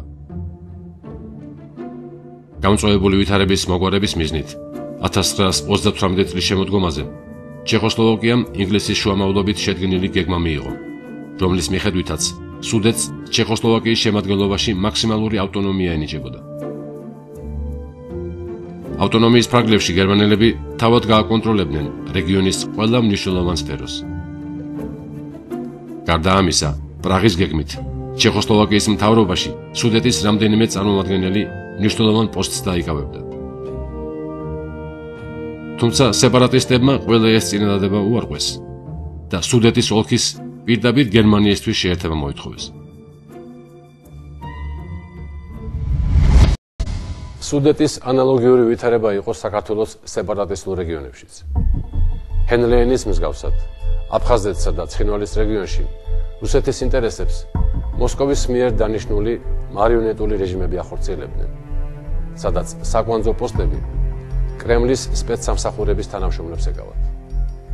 ორივე სეპარატისტული მთავრობა დაფინანსებასა და შეიარაღებას უშუალოდ მოსკოვიდან იღებდა. ჩეხოსლოვაკიის მთავრობის მსგავსად, სეპარატისტებს საქართველოს ხელისუფლებამ მათ შესთავაზა კონფლიქტის მოწესრიგების მშვიდობიანი გეგმა, რომელიც ურთიერთკომპრომისულ პოზიციებს ეფუძნებოდა. ამ გეგმის თანახმად, ცხინვალის რეგიონს ექნებოდა უფრო მეტი ავტონომიური უფლებები, ვიდრე საბჭოთა კავშირის დროს. თავად შექმნიდა სახელისუფლო სტრუქტურებს ყველა დონეზე. ოსური მთავრობა გააკონტროლებდა საზოგადოებრივ ეკონომიკურ სფეროებს. ამავე დროს ცხინვალის რეგიონს ეყოლებოდა წარმომადგენლობა საქართველოს საკანონმდებლო ორგანოსა და სასამართლოში. საქართველოს მთავრობამ კიდევ უფრო კომპრომისული შეთავაზება შეიმუშავა აფხაზეთისთვის. თბილისის წინადადებით აფხაზებს ვეტოს უფლება ეძლეოდათ ყველა ისეთ გადაწყვეტილებაზე, რომელიც შეეხებოდა აფხაზეთის კონსტიტუციურ სტატუსს, ენისა და კულტურის საკითხებს. აფხაზეთის წარმომადგენელი საქართველოს ვიცე-პრეზიდენტის პოსტს დაიკავებდა. გარანტირებული იყო აფხაზების წარმომადგენლობა საქართველოს ხელისუფლების ყველა შტოში. თბილისის შეთავაზება ფაქტობრივად ორივე რეგიონისთვის შეუზღუდავ ავტონომიასა და ფართო ფედერალურ უფლებებს გულისხმობდა. თუმცა, როგორც ოსმა, ასევე აფხაზმა სეპარატისტებმა, მოსკოვის მითითებით ეს წინადადებები კატეგორიულად უარყვეს. ორივე შემთხვევაში კრემლმა სეპარატისტების დახმარებით ვითარების მაქსიმალური ესკალაცია შეძლო. თუმცა შემდგომ მოვლენები 1938 წლის ჩეხოსლოვაკიასა და 2008 წლის საქართველოში სხვადასხვა სცენარით განვითარდა. 1938 წელს მსოფლიოს წამყვანმა სახელმწიფოებმა ჩეხოსლოვაკია გაწირეს. მიუნხენში გერმანიის, იტალიის, საფრანგეთისა და დიდი ბრიტანეთის პირველმა პირებმა ჩეხოსლოვაკიის ბედი ისე გადაწყვიტეს, რომ ბენეშის მთავრობისთვის არაფერი უკითხავთ. ამ დარბაზში 1938 წლის 29 სექტემბერს მიუნხენის კონფერენცია შედგა. რომელსაც სუდეტის საკითხი უნდა გადაეწყვეტა. მოლაპარაკების მაგიდასთან ისხდნენ ადოლფ ჰიტლერი, ნევილ ჩემბერლენი, ბენიტო მუსოლინი, ედუარდ დალადიე. დარბაზში ევროპის ყველა წამყვანი სახელმწიფო იყო წარმოდგენილი, მაგრამ კონფერენციას მთავარი აკლდა. არ იყო მოწვეული ის სახელმწიფო, რომლის ბედიც წყდებოდა. ჩეხოსლოვაკიის წარმომადგენლები ვერდიქტს დახურულ გარს მიღმა ელოდნენ. 12 საათსა და 45 წუთზე კონფერენცია ჰიტლერმა გახსნა. გერმანიას აღარ შეუძლია გულგრილად უყუროს სუდეტელი გერმანელების უბედურებას. სუდეტის მოსახლეობა ბარბაროსულად იდევნება. რეგიონიდან გერმანიაში მტვალულთა რიცხვმა 240,000 გადააჭარბა. აუცილებელია უმოკლეს დროში გადაიჭრას ეს პრობლემა. ჰიტლერის გამოსვლას კონფერენციის ყველა მონაწილე დაეთანხმა. საბოლოო შეთანხმებას ევროპის ლიდერებმა გვიან ღამით მიაღწიეს. 30 სექტემბრის ღამის პირველ საათზე კონფერენციამ დაადგინა სუდეტის რეგიონი, სადაც 5 მილიონამდე ადამიანი ცხოვრობდა, გერმანიას უნდა გადაცემოდა. მაშინ ევროპამ ჩეხოსლოვაკია გაწირა. ჩეხოსლოვაკიის დელეგაცია საბოლოო ვერდიქტს დახურულ კარს იქით ელოდებოდა. ბენეშის მთავრობა ბედ შეეგუა. წინააღმდეგობაზე უარი თქვა და ხელი მოაწერა გამზადებულ დოკუმენტს, რომლის ძალითაც ჩეხოსლოვაკია კარგავდა სუდეტს. ჰიტლერმა სუდეტის ოლქი მიიღო. მისმა ზმნим psitelem a dávnym spolužákem, známým režisérem. მე ჩემს მეგობართან და კლასელთან, ცნობილ რეჟისორთან მილოშ ფორმანთან ერთად, რომელთანაც უკვე 60 წელია ვმეგობრობ, ვაპირებდი ფილმის გადაღებას მიუნხენის შეთანხმებაზე. ეს უნდა ყოფილიყო ამბავი, რომელიც მოთხრობილი იქნებოდა კულისებით. დავწერეთ სცენარიც, მაგრამ ეს იდეა არ განხორციელდა. იმ პროდიუსერულმა ფირმამ, რომელსაც ეს ფილმი უნდა გადაეღო, რატომღაც გადაიფიქრა. შეიძლება ეს იმიტომაც მოხდა, რომ სცენარში მნიშვნელოვანი ყურადღება ეთმობოდა საფრანგეთის იმდროინდელი პრემიერის, ედუარდ დალადიეს როლს მიუნხენის შეთანხმებაში. ეს მხოლოდ ჩემი მოსაზრებაა და არა მტკიცება, რადგან ამის დამადასტურებელი საბუთი არ მაქვს. მე პირადად მქონდა გრძნობა, რომ უკეთესი იქნებოდა დალადიეზე დუმილი, ვიდრე ფილმის გადაღება. 1938 წლის კრიზისის დროს საერთაშორისო საზოგადოებამ ახალი გლობალური ომის თავიდან ასაცილებლად ნაცისტების მოთხოვნა შეასრულა, მაგრამ ამით ევროპის კონტინენტზე კატასტროფის შეჩერება მაინც ვერ მოხერხდა. ფაშისტურმა გერმანიამ რამდენიმე თვეში მთელი ჩეხოსლოვაკიის ოკუპაცია განახორციელა. შემდეგ კი უკვე პოლონეთს დაესახავს, რითაც მეორე მსოფლიო ომი გამოიწვია. ის სახელმწიფოები, რომლებიც მიუნხენში ჰიტლერს გაურიგდნენ, მოგვიანებით თავად აღმოჩნდნენ ნაცისტური აგრესიის მსხვერპლნი. მიუნხენიდან 2 წლის შემდეგ, 1940 წლის მაისში, ჰიტლერმა კაპიტულაცია უკვე საფრანგეთისგან მიიღო. ფრანგების დასამცირებლად, ნაცისტების ლიდერმა კომპიენში მუზეუმიდან იმ ვაგონის გამოტანა ბრძანა, რომელშიც 1918 წელს ანტანტასთან დამარცხებული გერმანია იძულებული იყო სამარცხინო ზავზე მოეწერა ხელი.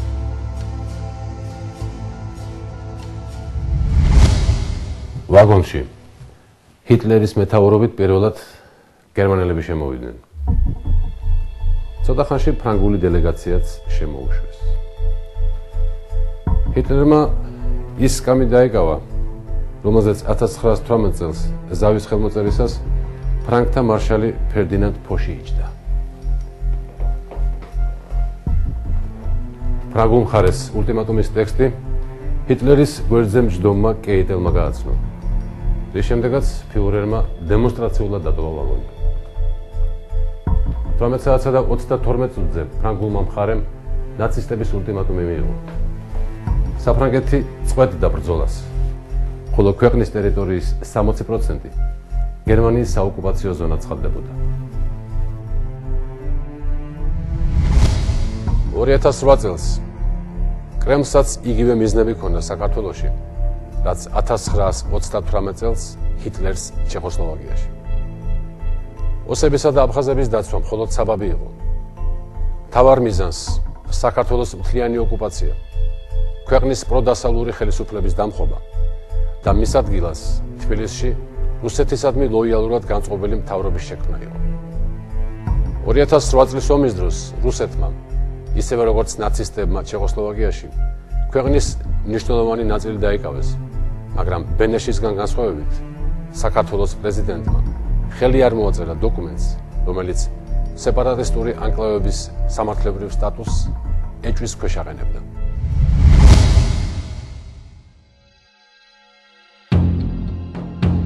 საქართველოს შეთანხმების იმ პუნქტს აპროტესტებდა, სადაც ეწერა, რომ ეგრეთ წოდებული სამხრეთ ოსეთისა და აფხაზეთის სამომავლო სტატუსთან დაკავშირებით საერთაშორისო მოლაპარაკებები უნდა გამართულიყო. თბილისის პოზიციით მათი სტატუსი საქართველოს შემადგენლობაში უკვე გარკვეული იყო და იგი განხილვას არ ექვემდებარებოდა. საქართველოს პრეზიდენტი სამშვიდობო შეთანხმებას მხოლოდ მას შემდეგ შეუერთდა, როდესაც ეს პუნქტი შეიცვალა. შეცვლილი რედაქციით სტატუსის განხილვის ნაცვლად უნდა დაწყებულიყო საერთაშორისო დისკუსიები აფხაზეთსა და ეგრეთ წოდებულ სამხრეთ ოსეთში უსაფრთხოებისა და სტაბილურობის პირობების შესახებ. Monsieur le Président, je voudrais dire que je suis venu.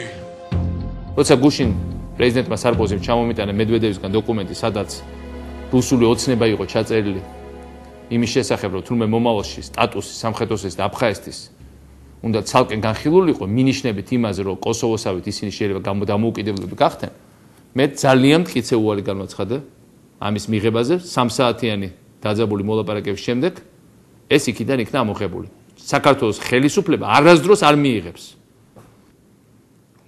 საქართველოს ტერიტორიების დაკარგვის დაკანონებას რაიმე საერთაშორისო მექანიზმების გზით. В případě Gruzie to byl přímý vojenský atak. საქართველოს წინააღმდეგ პირდაპირ სამხედრო შეტევა განხორციელდა. შეიქმნა ისეთი ვითარება, როდესაც საქართველოს უნდა გაეძლო თავისი სიმტკიცით.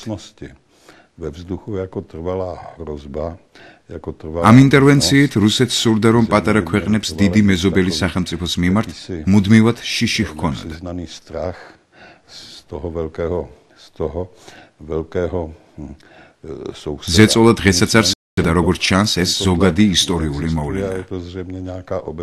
არ ვიცი ამის შესახებ დაწერა თუ არა ვინმემ ანალიზი. Historický ukaz. მაგრამ ჩემთვის ცნობილია, რომ გამოიცა ძალიან საინტერესო წიგნები ცალკეული ისტორიული მოვლენების შესახებ. Historických událostí. 1945 წელს გერმანულმა ნაციზმმა მეორე მსოფლიო ომში მარცხი განიცადა. ევროპა ფაშიზმისგან გათავისუფლდა, მაგრამ მის სანაცვლოდ კომუნიზმი მიიღო.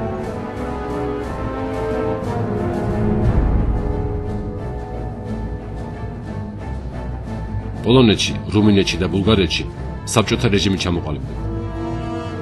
იგივე ვითარება იყო იუგოსლავიაში, ალბანეთში, უნგრეთში და ჩეხოსლოვაკიაში, სადაც კრემლის მხარდაჭერით კომუნისტებს შეუზღუდავი ჰეგემონია ჰქონდათ.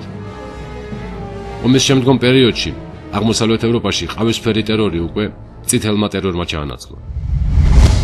ტოტალიტარულ სისტემაში დიდი მნიშვნელობა აქვს თუ ვინ დგას იერარქიის სათავეში.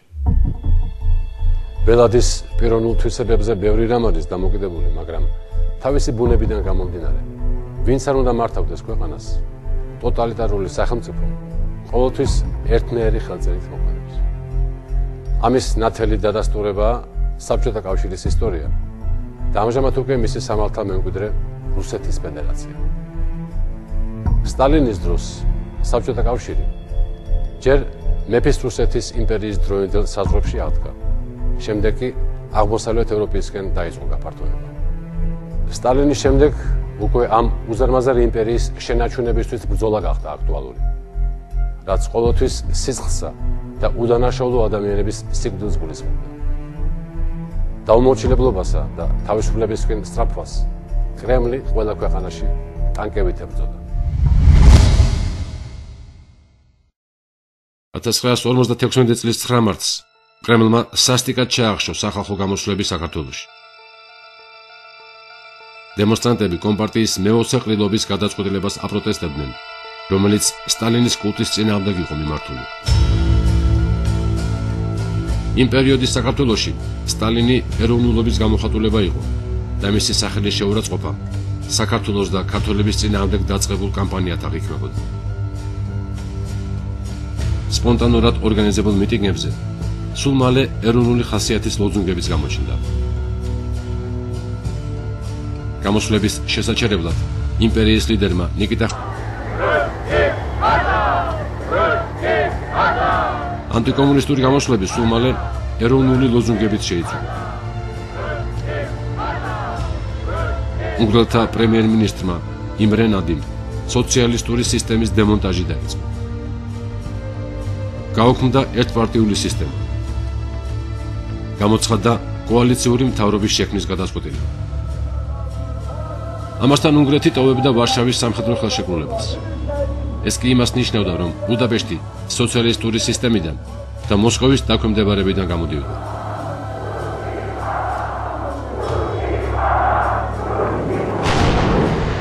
ისევე როგორც თბილისში, კრემლმა ბუდაპეშტშიც ტანკები შეიყვანა. უნგრეთის დედაქალაქში ნამდვილი ომი მიმდინარეობდა მძიმე ტექნიკის, ავიაციისა და артиლერიის გამოყენებით. საბჭოთა იმპერიამ უნგრელთა თავისუფლებისკენ სწრაფვა სისხლში ჩაახშო. უცვლელი იყო ტოტალიტარული სისტემის პროპაგანდისტული მეთოდიც, რომელსაც რუსეთი იყენებდა როგორც სტალინის დროს, ასევე 21 საუკუნეშიც. საბჭოთა სამხედროებს არწმუნებდნენ, რომ უნგრეთში ანტისახალხო გამოსვლები იმპერიალისტ კაპიტალისტების მიერ იყო ორგანიზებული და ჯარისკაცების ვალი იყო მოძმე უნგრელ მშრომელებს ფაშისტების წინააღმდეგ ბრძოლაში დახმარებოდა. És ott állt 5-6 szovjet tank, meg egy másik 5-6 ქუჩაში 5-6 საბჭოთა ტანკი იდგა. gépkocsi. იქვე კიდევ რამდენიმე სხვადასხვა სახეობის მძიმე ჯავშან ტექნიკა. ტანკებზე ავტომატიანი ჯარისკაცები იდგნენ და ჩვენ გვეუბნებოდნენ და მოე შინ წადით. მე მათ ვუთხარი, თქვენ თვითონ დამოე. ჩვენ აქ შინ ვართ. თქვენ არ ხართ შინ. ამგვარი საუბრები გქონდა ხან ჩუმად და ხანაც ყვირილით. ერთმა საბჭოელმა ჯარისკაცმა გვითხრა, ჩვენ აქ იმიტომ ვართ, რომ თქვენ დაგიცვათო. ამაზე ვუპასუხე, რომ ჩვენ არაფერი გვჭირს დასაცავი, კარგად ვართ.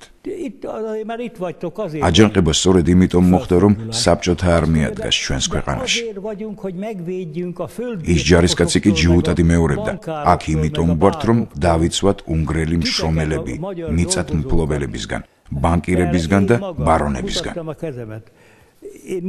მე მაშინ მუშა ვიყავი, ფიზიკურად ვშრომობდი.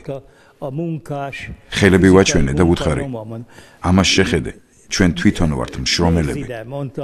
სად არიან აქ ბარონები და კაპიტალისტები?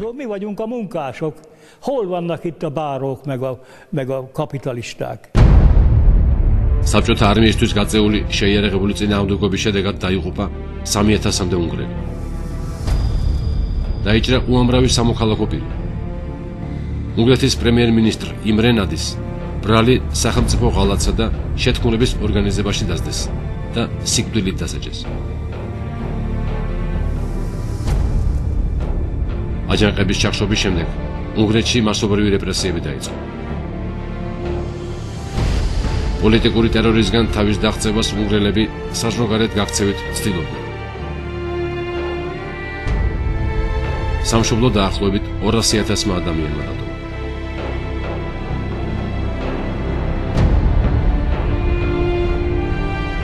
Azt mondják, hogy felakasztottak 280 embert. ამბობენ, რომ 280 კაცი ჩამოახრჩვეს. Úszott le a Dunán. იმ დღეებში დუნაის 10,000-ზე მეტი მიცვალებული მიჰქონდა. Így markolt. ფუდრებს ქუჩაში თვითმცლელი მანქანებით აგროვებდნენ. დუნაისკენ მიჰქონდა და იქ ყრიდნენ. Senki se tud. 40 წლის განმავლობაში ამის ხსენებაც კი არ შეიძლებოდა. რადგან ვინც რამე სიტყოდა, იმას სამსახურიდან ხსნიდნენ. ცოლშვილს ბანაკებში აგზავნიდნენ. 60-იან წლებში საბჭოთა კავშირის უკვე ახალი ლიდერი ლეონიდ ბრეჟნევი ყავდა. მაგრამ ამით არაფერი შეცვლილა. თავისუფლებისკენ ნებისმიერ სწრაფვას მოსკოვი კვლავ ტანკებით პასუხობდა. კრემლი თავის ვასალებს პატარა გადაცდენასაც კი არ პატიურობდა. 1968 წლის დასაწყისში ჩეხოსლოვაკიის კომპარტიის პირველ მდივნად ალექსანდრე დუბჩეკი აირჩიეს. დუბჩეკი არ იყო ჩეხოსლოვაკიაში სოციალისტური წყობის დემონტაჟის მომხრე. მას არც პრაღის საგარეო პოლიტიკური ვექტორის შესვლა უცდია. მას უბრალოდ სოციალიზმისთვის ადამიანური სახის მიცემას უნდა და ქვეყანაში შესაბამისი რეფორმების განხორციელება დაიწყო. თუმცა მოსკოვმა დუბჩეკის რეფორმები ანტისოციალისტურ ქმედებად შეაფასა და ქვეყანაში ჯარები შეიყვანა.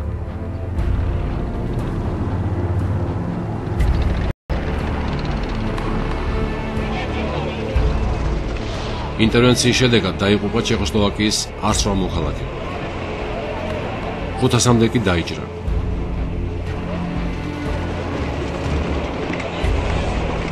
საბჭოთა კავშირმა ჩეხოსლოვაკიის მთლიანი ოკუპაცია განახორციელა და მის ტერიტორიაზე 5 დივიზია განავალა. კრემლისთვის მნიშვნელობა არ აქვს კონკრეტულად რომელი ფიგურა უზრუნველყოფს მისი პოლიტიკის განხორციელებას ამა თუ იმ ტერიტორიაზე. კრემლისთვის ასეთი ფიგურები ყოველთვის პაიკის როლს ასრულებენ და თუ საჭიროება მოითხოვს, მოსკოვი მათ დაუნანებლად გაწერავს. დუბჩეკი 50-იან წლებში მოსკოვის უმაღლეს პარტიულ სკოლაში სწავლობდა. იგი კარგად საუბრობდა რუსულად. ახლო ურთიერთობა ჰქონდა მოსკოვის მმართველ ელიტასთან. კრემლში დუბჩეკს მოფერებით ჩვენს საშასაც კი ეძახდნენ. მაგრამ როგორც კი მან საერთო კურსს ოდნავ გადაუხვია, იგი მაშინვე დასაჯეს. ფაქტობრივად იგივე განმეორდა ავღანეთშიც. ავღანეთის მმართველი ჰაფიზულა ამინი მოსკოვს ერთგულებას ეფიცებოდა და ყველას არწმუნებდა, რომ იგი სოციალისტური კურსის განუხრელი დამცველი იყო. თუმცა კრემლმა ჩათვალა, რომ ამინი საბჭოეთისგან დამოუკიდებელ თამაშს იწყებდა და ავღანეთში სამხედრო ინტერვენცია განახორციელა. ამინი თავის მრავალრიცხოვან ოჯახთან ერთად საბჭოთა სპეცრაზმა პრეზიდენტის სასახლის შტორმის დროს მოკლა. ავღანეთში ხანგრძლივი 10 წლიანი ომი დაიწყო, რომელმაც უამრავი მშვიდობიანი მოქალაქის სიცოცხლე შეიცვალა.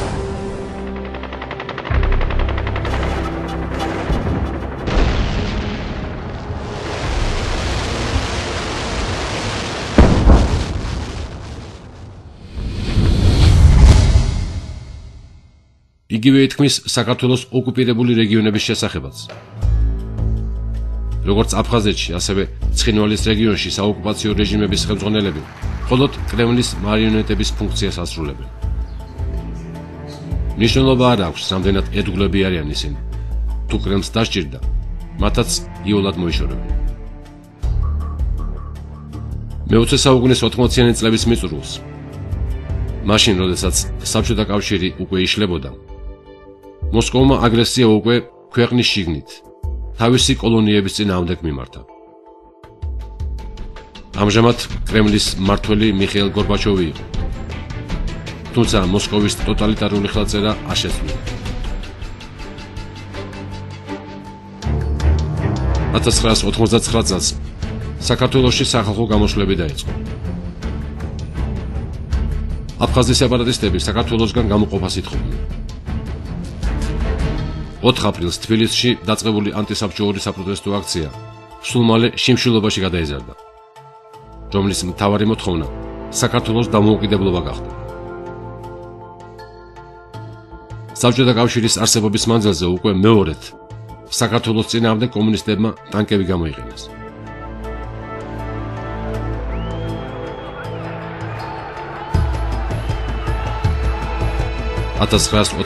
წლის 9 აპრილს რუსულმა მძიმე ტექნიკამ, რომელსაც სპეცდანიშნულების რაზმები მოყვებოდნენ, რუსთაველის გამზირზე მიმდინარე მშვიდობიანი მიტინგი სასტიკად დაარბია.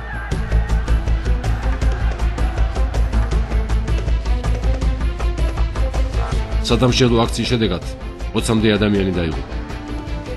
ასობით კი დაიჭრა და მოიწყო.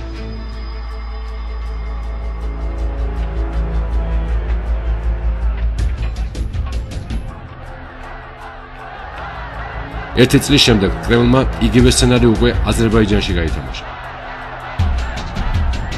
1990 წლის იანვარში მთიანი ყარაბაღის პრობლემის მოგვარების მოთხოვნით გამართულ დემონსტრაციებს სულ მალე აზერბაიჯანის დამოუკიდებლობის მოთხოვნა მოჰყვა. როგორც თბილისში, ასევე ბაქოშიც საბჭოთა სპეცნაზელებმა მთელი სისასტიკით ჩაახშეს სახალხო მოძრაობა.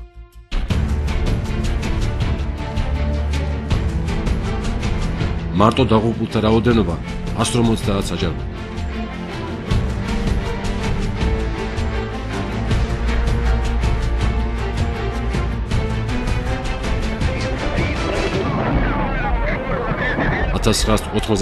წლის იანვარში რუსული ტანკები უკვე ბალტიისპირეთში გამოჩნდა. ლიტვის მიერ თავისუფლების მოთხოვნა მოსკოვის მხრიდან კვლავ აგრესია და სვერფლი გამოიწვია.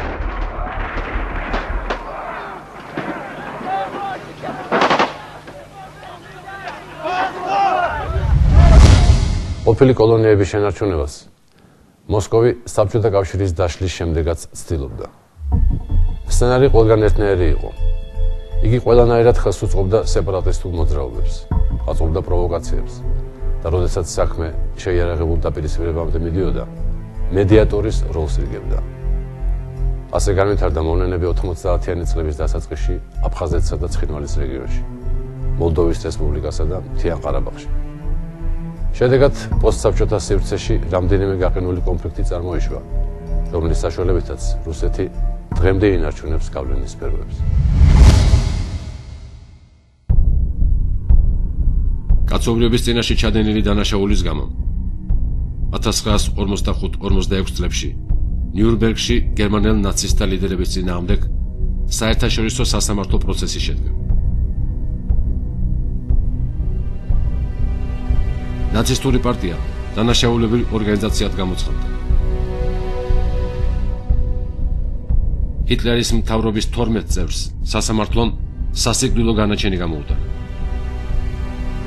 დანარჩენებს კი სხვადასხვა ვადით პატიმრობა მიუსაჯა. ომის დასრულების შემდეგ გერმანიის უკვე ახალმა ხელისუფლებამ ებრაელებისა და კაცობრიობის წინაშე ჩადენილი დანაშაული აღიარა. 1952-დან 1965 წლის ჩათვლით გერმანიის მთავრობამ ისრაელს რეპარაციებისა და კომპენსაციების სახით 3 მილიარდი მარკა გადაუხადა. 1970 წლის 7 დეკემბერს გერმანიის ფედერაციული რესპუბლიკის კანცლერმა ვილი ბრანდტმა პოლონეთში ოფიციალური ვიზიტისას ვარშავის გეტოს მემორიალთან ნაცისტების მიერ ჩადენილი დანაშაულის გამო გერმანელი ერის სახელით ბოდიში მოიხადა და მუხლებზე დაიჭოქა.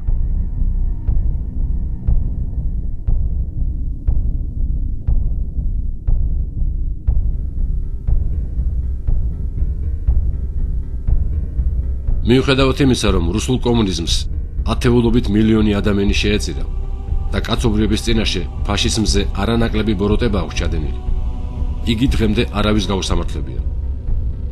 არავისთვის ბოდიში არ მოუხდია და არც კომპენსაცია გადაუხდია. საბჭოთა კავშირი თავის დანაშაულებრივ პოლიტიკას მაშინაც აგრძელებდა, როდესაც ნაციზმი აღარ არსებობდა. Unfortunately, Russia is a very wrong way. სამწუხაროდ რუსეთი მცდარ გზას ადგას მეზობელ ქვეყნებთან ურთიერთობებში და განსაკუთრებით ეს ითქმის საქართველოსთან მიმართებაში. მეორე მსოფლიო ომის შემდეგ მგონი პირველი შემთხვევა იყო, როდესაც დიდმა სახელმწიფომ პატარა ქვეყნის წინააღმდეგ სამხედრო ძალა გამოიყენა.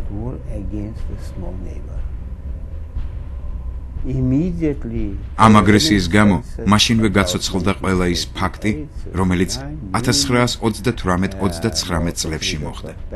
კერძოდ მიუნჰენის გარიგება, მოლოტოვ-რიბენტროპის პაქტი და პატარა ქვეყნების დაპყრობა იმპერიების მიერ. ყველაფერი დაბრუნდა იმ ხალხის მეხსიერებაში, ვინც იმ პერიოდში საკუთარ თავზე გადაიტანა ეს მოვლენები. დემოკრატიული სამყარო კარგად აცნობიერებდა თუ ვისთან ჰქონდა საქმე.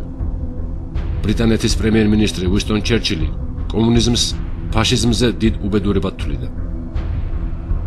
მისი ცნობილი გამოთქმის მიხედვით, ფაშიზმი მხოლოდ კომუნიზმის ჭრილი, მისი მახინჯიშვილი იყო.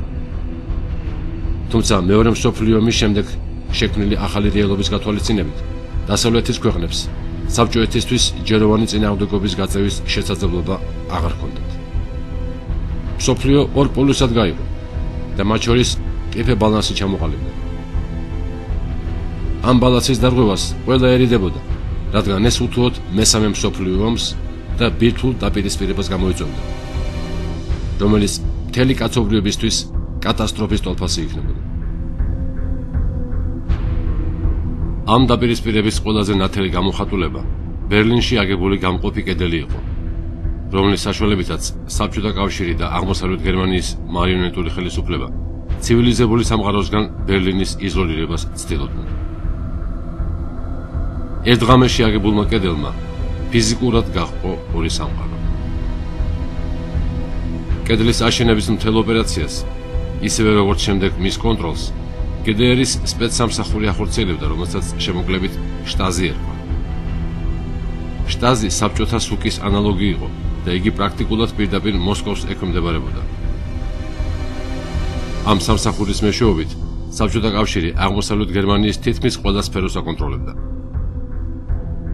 მოსკოვის აგენტებს GDR-ში იგივე სტატუსი და უფლებები ჰქონდათ, როგორც საბჭოთა კავშირში. GDR-ის ყველა მსხვილ ქალაქში სუკს საკუთარი ბიურო ჰქონდა გახსნილი. ერთ-ერთ ასეთ ბიუროში, კერძოდ კი დრეზდენში, მაიორის ჩინით მსახურობდა რუსეთის დღევანდელი პრემიერ-მინისტრი ვლადიმერ პუტინი. დასავლეთ სამყაროსა და საბჭოთა კავშირის შორის დაპირისპირება დაიწყო, რომელიც ცივი ომის სახელით არის ცნობილი.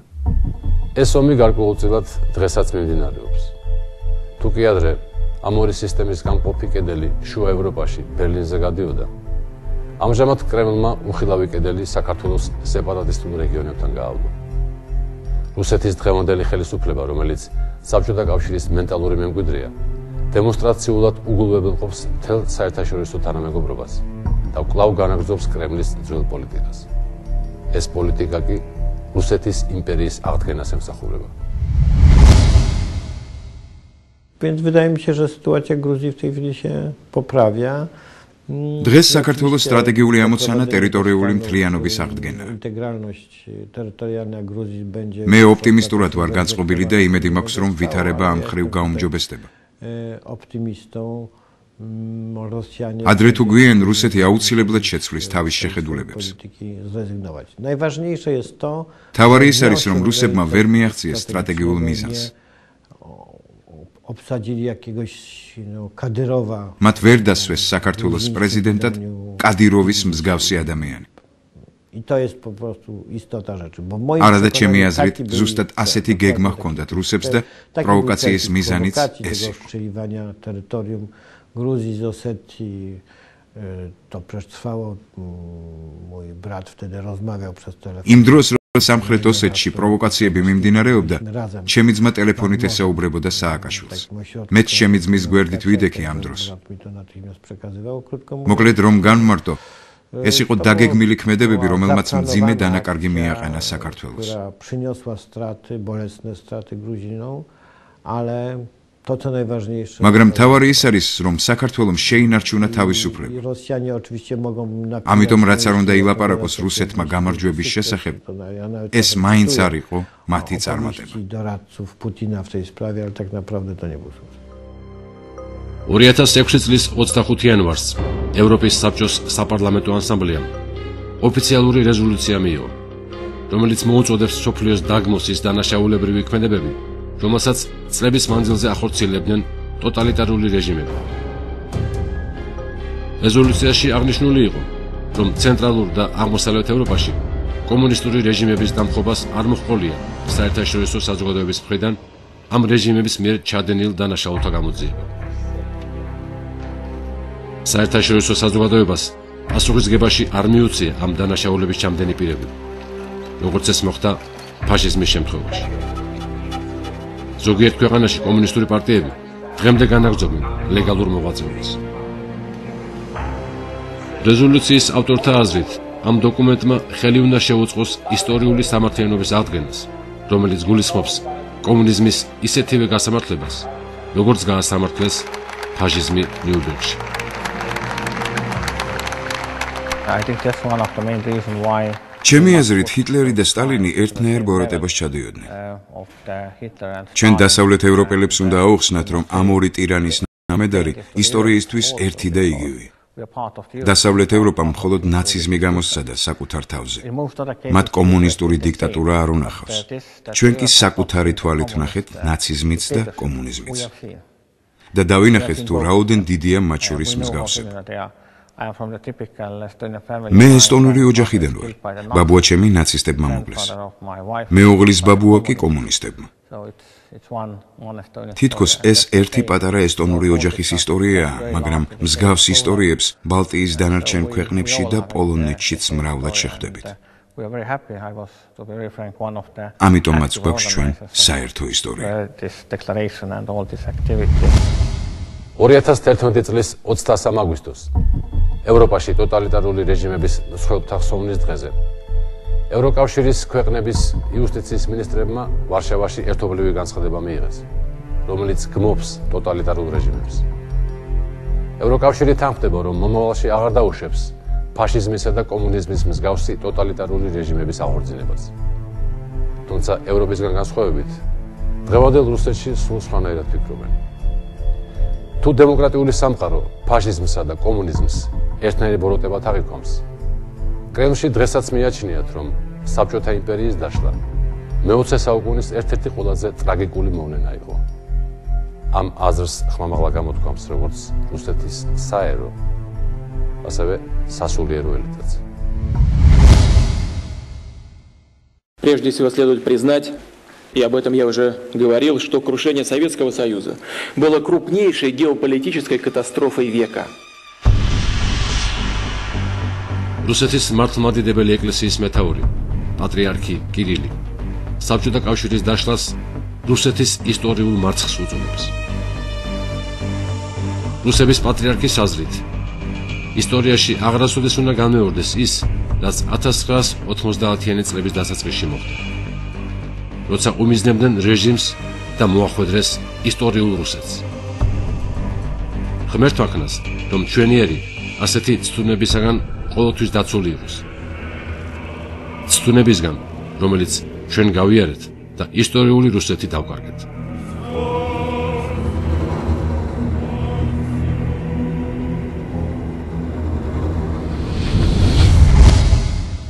Now is the 20th year's anniversary since the Soviet Union collapsed, freeing captive nations and emancipating oppressed people, unleashing the dreams of millions, putting an end to decades of Cold War and apocalyptic nuclear race, heralding a new era of international relations.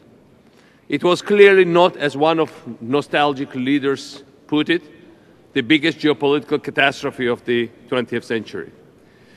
But nor was it, as some analysts and diplomats dreamt, the end of history. Russia of today is in a difficult situation first psychologically. დღევანდელი რუსეთი რთულ ვითარებაშია და პირველ რიგში ეს მათ ფსიქოლოგიურ, მენტალურ და სულიერ მდგომარეობაზე აისახება. რუსიერი ყოველთვის ამაყობდა საკუთარი ტერიტორიის სიდიდით. მის მიერ ადრე განხორციელებული დაპყრობებით და სამომავლო ომებით. ამ დაპყრობებს ისინი ყოველთვის განმანთავისუფლებელ ომს უწოდებდნენ.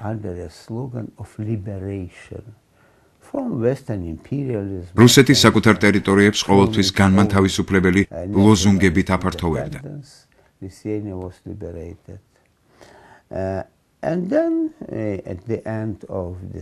ასე მოიქცა ეს ქვეყანა 1940 წელსაც. როდესაც გამოაცხადა, რომ ლიტვას ათავისუფლებდა დასავლური იმპერიალიზმისგან. თუმცა ეს ჩვენთვის დამოუკიდებლობის დაკარგვას ნიშნავდა. ზუსტად ასევე დაკარგა საქართველომ თავისი დამოუკიდებლობა 1921 წელს. შემდეგ უკვე რუსები ცენტრალურ ევროპას ათავისუფლებდნენ გერმანელებისგან, მაგრამ ეს ერები კარგავდნენ ასევე თავისუფლებას. Therefore, საბჭოთა კავშირის დაშლა და დაპყრობილი ერების გათავისუფლება ძალიან მტკივნეული აღმოჩნდა რუსული პოლიტიკური ელიტის დიდი ნაწილისათვის.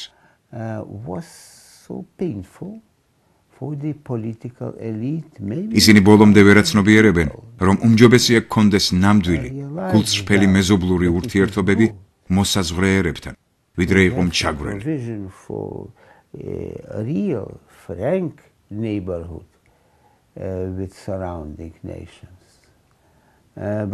კრემლის ხელმძღვანელობისთვის რთული იყო ასეთ გზაზე დადგომა. მათ ჰქონდათ დემოკრატიის აშენების სურვილი, მაგრამ შემდეგ უკვე ამ ტენდენციისგან უკან დაიხიეს.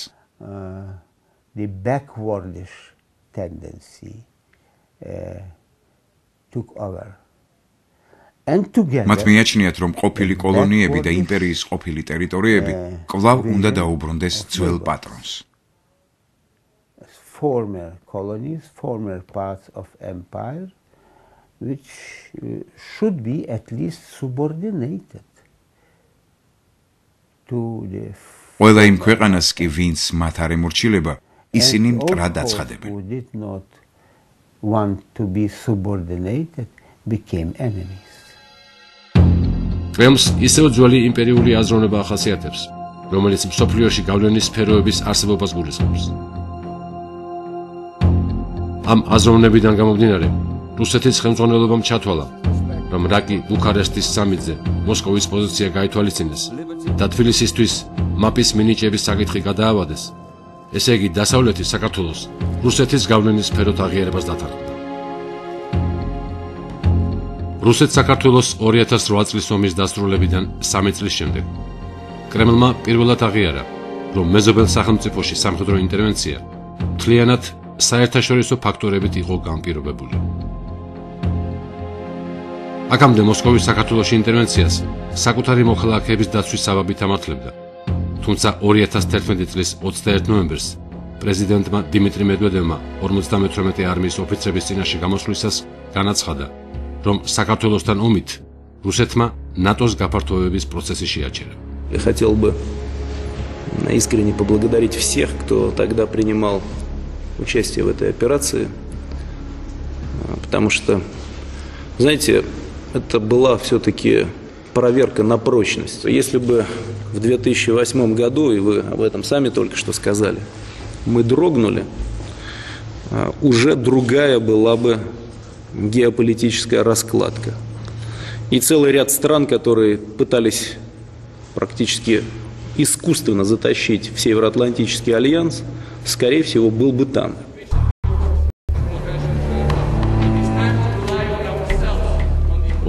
წლის აგვისტოს ომმა ნათელი გახადა, რომ საქართველოს ტერიტორიაზე არსებული კონფლიქტები არსებითად საერთაშორისო ხასიათისაა. კავკასიის რეგიონში ერთმანეთის პირისპირ დასავლური და ნეოკომუნისტურ ფაშისტური სამყარო დგას. საქართველოს სუვერენიტეტის დაცვით დასავლეთი იცავს ზოგად ადამიანურ ღირებულებებს, რომელთა ერთგულების გამო საქართველომ ომი გადაიტანა. საქართველოს ორი რეგიონის ოკუპაციისა და ეთნოწმენდის შედეგების დაკანონების მცდელობით კრემლი საფრთხეს უქმნის იმ ფუძემდებლურ სამართლებრივ პრინციპებს, რომლებსაც ეყრდნობა უსაფრთხოების საერთაშორისო სისტემა. 21 საუკუნეში მსოფლიო საზოგადოებას ყველანაირი საერთაშორისო სამართლებრივი ბერკეტი გააჩნია საიმისოდ, რომ არ დაუშვას ეთნიკურად გაწმენდილი ტერიტორიებისთვის სახელმწიფოს დარღვევა. მსგავსი რამ თავის დროზე თვით ჰიტლერმა და სტალინმა ვერ გაბედეს. ამ თვალსაზრისით რუსეთის დღევანდელმა ხელისუფლებამ გადააჭარბა თავის მენტალურ წინამორბედებს.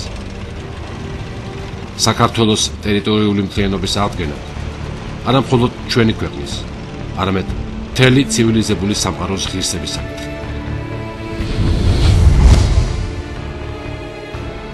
2011 წლის 17 ნოემბერს ევროპარლამენტმა მიიღო რეზოლუცია, რომლითაც რუსეთის ფედერაციის მიერ აფხაზეთი და ცხინვალის რეგიონები ოკუპირებულ ტერიტორიებად გამოაცხადა. ამ გადაწყვეტილებით ევროპამ საბოლოოდ დაადგინა, რომ საერთაშორისო თანამეგობრობა არასოდეს შეურიგდება რუსეთის მიერ საქართველოს ტერიტორიის ოკუპაციას. ეს არის წარმოუდგენელი დარტყმა იმ საკრულ გეგმებზე, რომელიც მათ ჰქონდათ. ახლა მათ შეუძლიათ სადაც უნდათ იარონ. ეს დოკუმენტი არის ჩვენი პასპორტი, რომ ვერასდროს ვერ განხორციელდა იმის ლეგალიზება, რისი ლეგალიზება და დაკანონება საერთაშორისო სამართლით იყო აბსოლუტურად შეუძლებელი ისედაც. მაგრამ დღეს ეს უკვე არის შეუქცევადად აღიარებული ევროპის პარლამენტის მიერ. მეორე საკითხი, რაც არის ჩემთვის პირადად ძალიან ემოციური და რაღაც პირადი ბრძოლის მნიშვნელოვანი თემა იყო მთელი ეს წლები. 90-იან წლებში ჩვენ გამოყარეს აფხაზეთიდან და მახსოვს როგორ ვაკრიტიკებდი მაშინდელ საქართველოს პრეზიდენტს და მთავრობას, რომ მათ ვერ შეძლეს აშკარის დაკანონება, რომ საქართველოში განხორციელდა ეთნიკური წმენდა. დღევანდელ დოკუმენტში სიმართლე ამდენი წლის შემდეგ როგორც იქნა საბოლოოდ იზეიმა. მე მინდა წავიკითხო ის, რაც არის ჩემთვის პირადად კიდევ ერთხელ მეორებ ძალიან ემოციური მომენტი. რუსეთი აგრძელებს საქართველოს რეგიონების ოკუპაციას, ეთნიკურ წმენდას და ძალადობრივ დემოგრაფიულ ცვლილებებს საერთაშორისო სამართლის ფუნდამენტური ნორმების და პრინციპების დარღვევით. იმ ტერიტორიაზე, რომელიც არის ოკუპანტი ძალის ფაქტობრივი კონტროლის ქვეშ და შესაბამისად ის პასუხისგებელი ესე ოკუპანტი ძალა ამ სივრცეში ადამიანის უფლებების ყველა დარღვევაზე. რო ვთარგმნოთ საერთაშორისო სამართლებრივი ენიდან, რუსეთის საოკუპაციო ხელისუფლება დადანაშაულებულია სამხედრო დანაშაულში, კაცობრიობის წინაშე ჩადენილ დანაშაულში.